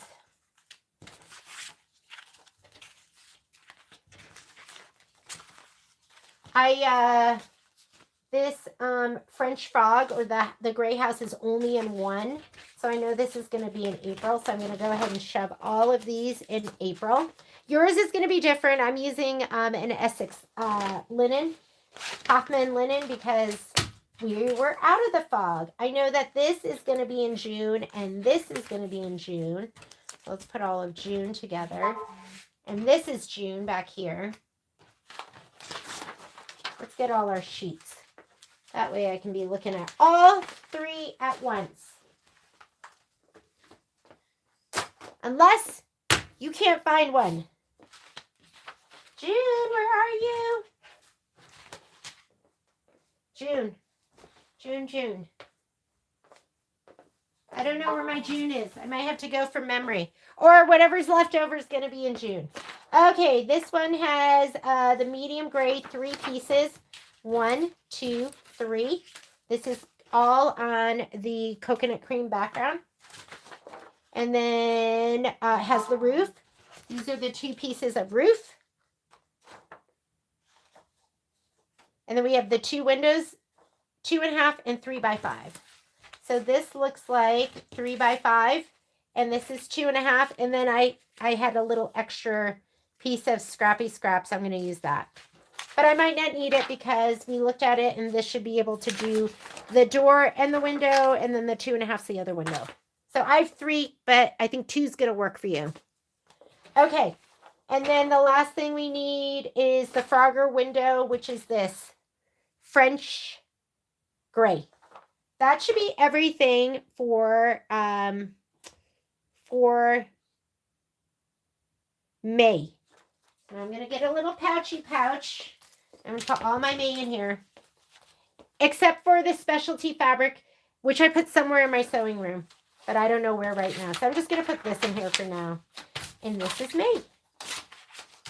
I'm going to cut. And then when I cut, I'll just grab each one of these. I'll just cut for one at a time so it's not too confusing. Okay. This one. The dot. This is the ground. So the bottom up. The ground, the tree, and then the top, the green part of the tree, and then the trunk of the tree. So here's this. And then for, this is, what do you call it? This is the mocha spice. So you're going to have 2 pieces of mocha spice. These are those 2 pieces, a 3 by 4 and a 2.5 by 4. So I'm working my way up. That's 1, 2, 3. Now we need the royal icing for the windows. And we have 4 pieces. And I think all of them go to the window. And the goose. So we have, this is the 4.5 by 5.5, the 2.5 by 4. We should have a, what are these? Here we go. This is a 2 by 3 and a 3 by 3. Here are all our pieces. I don't know what that is. Oh, that's a cloud. Work our way up. Royal icing, aqua tufted. 2 pieces for that. That's the door. French fog. That's going to be the 1, 2, 3, 4, 5. 5 pieces. 1, 2, 3. 3? Where's the rest? Hello? Did I lose them? I'm missing some. I'm going to have to come back to this. I have my 5.5 by 7, my 4 by 7. That looks like 3 by 3.5. Okay, I'm missing some somewhere, but I'll find them. So I'm going to leave this out because I'm missing some. The Muse, 4 pieces of that. 1, 2, 3, 4. Got them all. The gray linen for the clouds. 1, 2. Don't mix up your gray linen with your cream linen. And then the background fabric. So the only thing I'm missing is I'm missing a couple of pieces. Oh, here they are. I put them all in the bag already. Okay, I have everything. Everything is here. Put it in your pouch.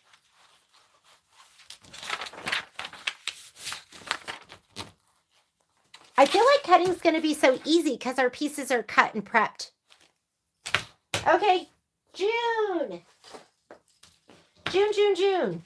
Okay, everything that's left over is for June, right? Except I don't know where my piece of paper is. Where is he? Let's cut this one apart too. Where's my ruler? Oh, here it is. Here we go. June. The way in which I can lose things, it's a skill. You're born with it or you're not. So you either got it or you don't. I got it. It's my superpower. All right, let's make sure we have everything. Background. 4 pieces for the trailer. The door, and so 2 pieces for the door. Mine's a little bigger because I was going to try and match.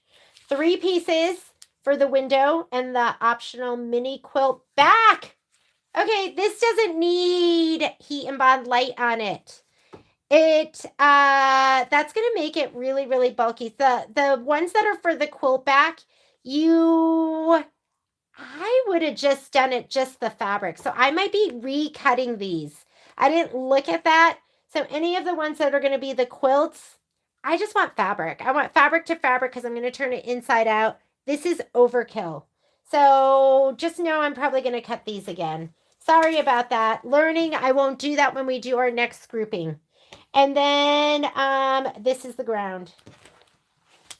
So I might go back and recut those 3. There's going to be 3 quilt back fabrics. You don't need SF101 or Heat and Bond Light on those. That's just going to make it bulky and ick. I guess, you know what? You could leave it because when you turn it right side out, you could press it and then it'll be like one piece.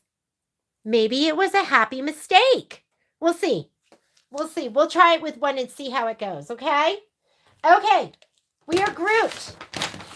The only thing I don't have in here is I don't have my batting. And I'm going to make sure, I just want to confirm, I don't want to give anyone the wrong information. And I do like to take a Sharpie, and not that you have to do this, but I get this satisfaction when I rip it off when I'm done with something. And I just go ahead and I'll just put the months. So this is going to be, I mean, it says it right there. Overkill. Here's June. Here's April. So just keep in mind, we might be redoing those 3x3 pieces or whatever the size of pieces that are the quilt backs.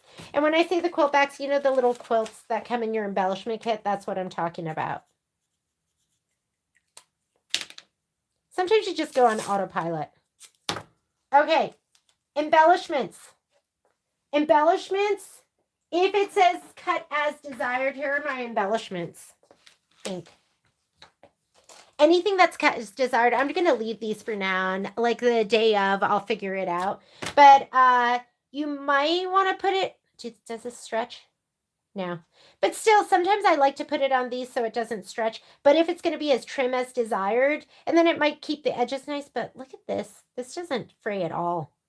This is going to be better than the other. The velveteen would like rip apart and like come apart. There should be one more piece. There should be like a little, the azalea piece. Not sure where it is. I had it, but now it's gone. So, make sure you put these where they go. I don't know where they go right now. So I'll add those later, but you're going to have your embellishments. Pop those in the bag too. Okay, next thing for me is going to be cutting the batting and doing the scan and cut. I'm going to look and see if you have any questions, but if not, we are done for right now. So I'm just looking at my computer and seeing if I can answer everything. Whoops. Hang on. Stitch out the first line, not the trimming, page 616. Okay, I'm going to check that out. 6, 16, and 25. I'll check those pages out. And finish size of the block. It looks like the batting tack down size is 4 5/16 by 6 1/8. Okay. 4 5/16. So maybe we should do 4.5 by 6 1/4. I'm going to cut that. Like, so I think I'm going to try that. What do you think, Teresa? The batting tack down size was 4. So maybe if we do 4.5 by 6 1/4. Okay, I'm going to write that down and I'll try that for one of them. And if it looks good, we'll go with that. But so you said in Brilliance, it was 4 5/16 by 6 1/8. And I like to do a little bit bigger. So maybe we'll do 4.5 by 6 1/4. We could do 4.5 by 6 1/2 by 6. And I don't want it to be too bulky in your, I'm going to try that. I'll try that for one of them and see how it goes. And the batting placement line, the background quilting measures. What do you think? 8 and the batting tack down all 3 months, but the background quilting size are just a little different each month. Okay, sounds good. All right, I'm going to check this out. This is what I'm going to check out for our batting. And if that works out, 4.5 by 6 1/4, you are going to cut 6 for each month. So 18. So you're going to need to cut 18 of those. And that way, if we cut it to size, we're going to skip those other steps. We're going to skip the tack down and the trim. Don't you think? We always skip it. Let's skip it. So, all right then. We are prepped and ready to go. Off to scan and cut. I'm going to go have lunch with Patrick, and then I'm going to come back and I'm going to film scan and cut. Hopefully we'll get this all done today, and then I'll post the video. Thank you for joining me. Thank you for being here, because it makes it so much easier for me. You cut your batting so it's just a tiny bit larger in order to barely catch in. Yes. So I think we'll be good. If we do this, it's the tack down, from what people are saying, it's 4 5/16. So we'll bump it up a little bit to 4.5. And instead of 6 1/8, we can go 6 1/4. So let's try that. We'll see if that works. All right, guys, I will see you tomorrow from the store. Have a great day. Thank you for being here and keeping me company. Hopefully this wasn't too unorganized. It was a little different today than it was normally, but it was good to see you, and I'm ready to stitch with you. I'm going to do the scan and cut portion. We'll start stitching next Monday. We'll stitch, depending on what we can get through, maybe we'll stitch 2. We'll see what happens. I will see you guys later. Bye.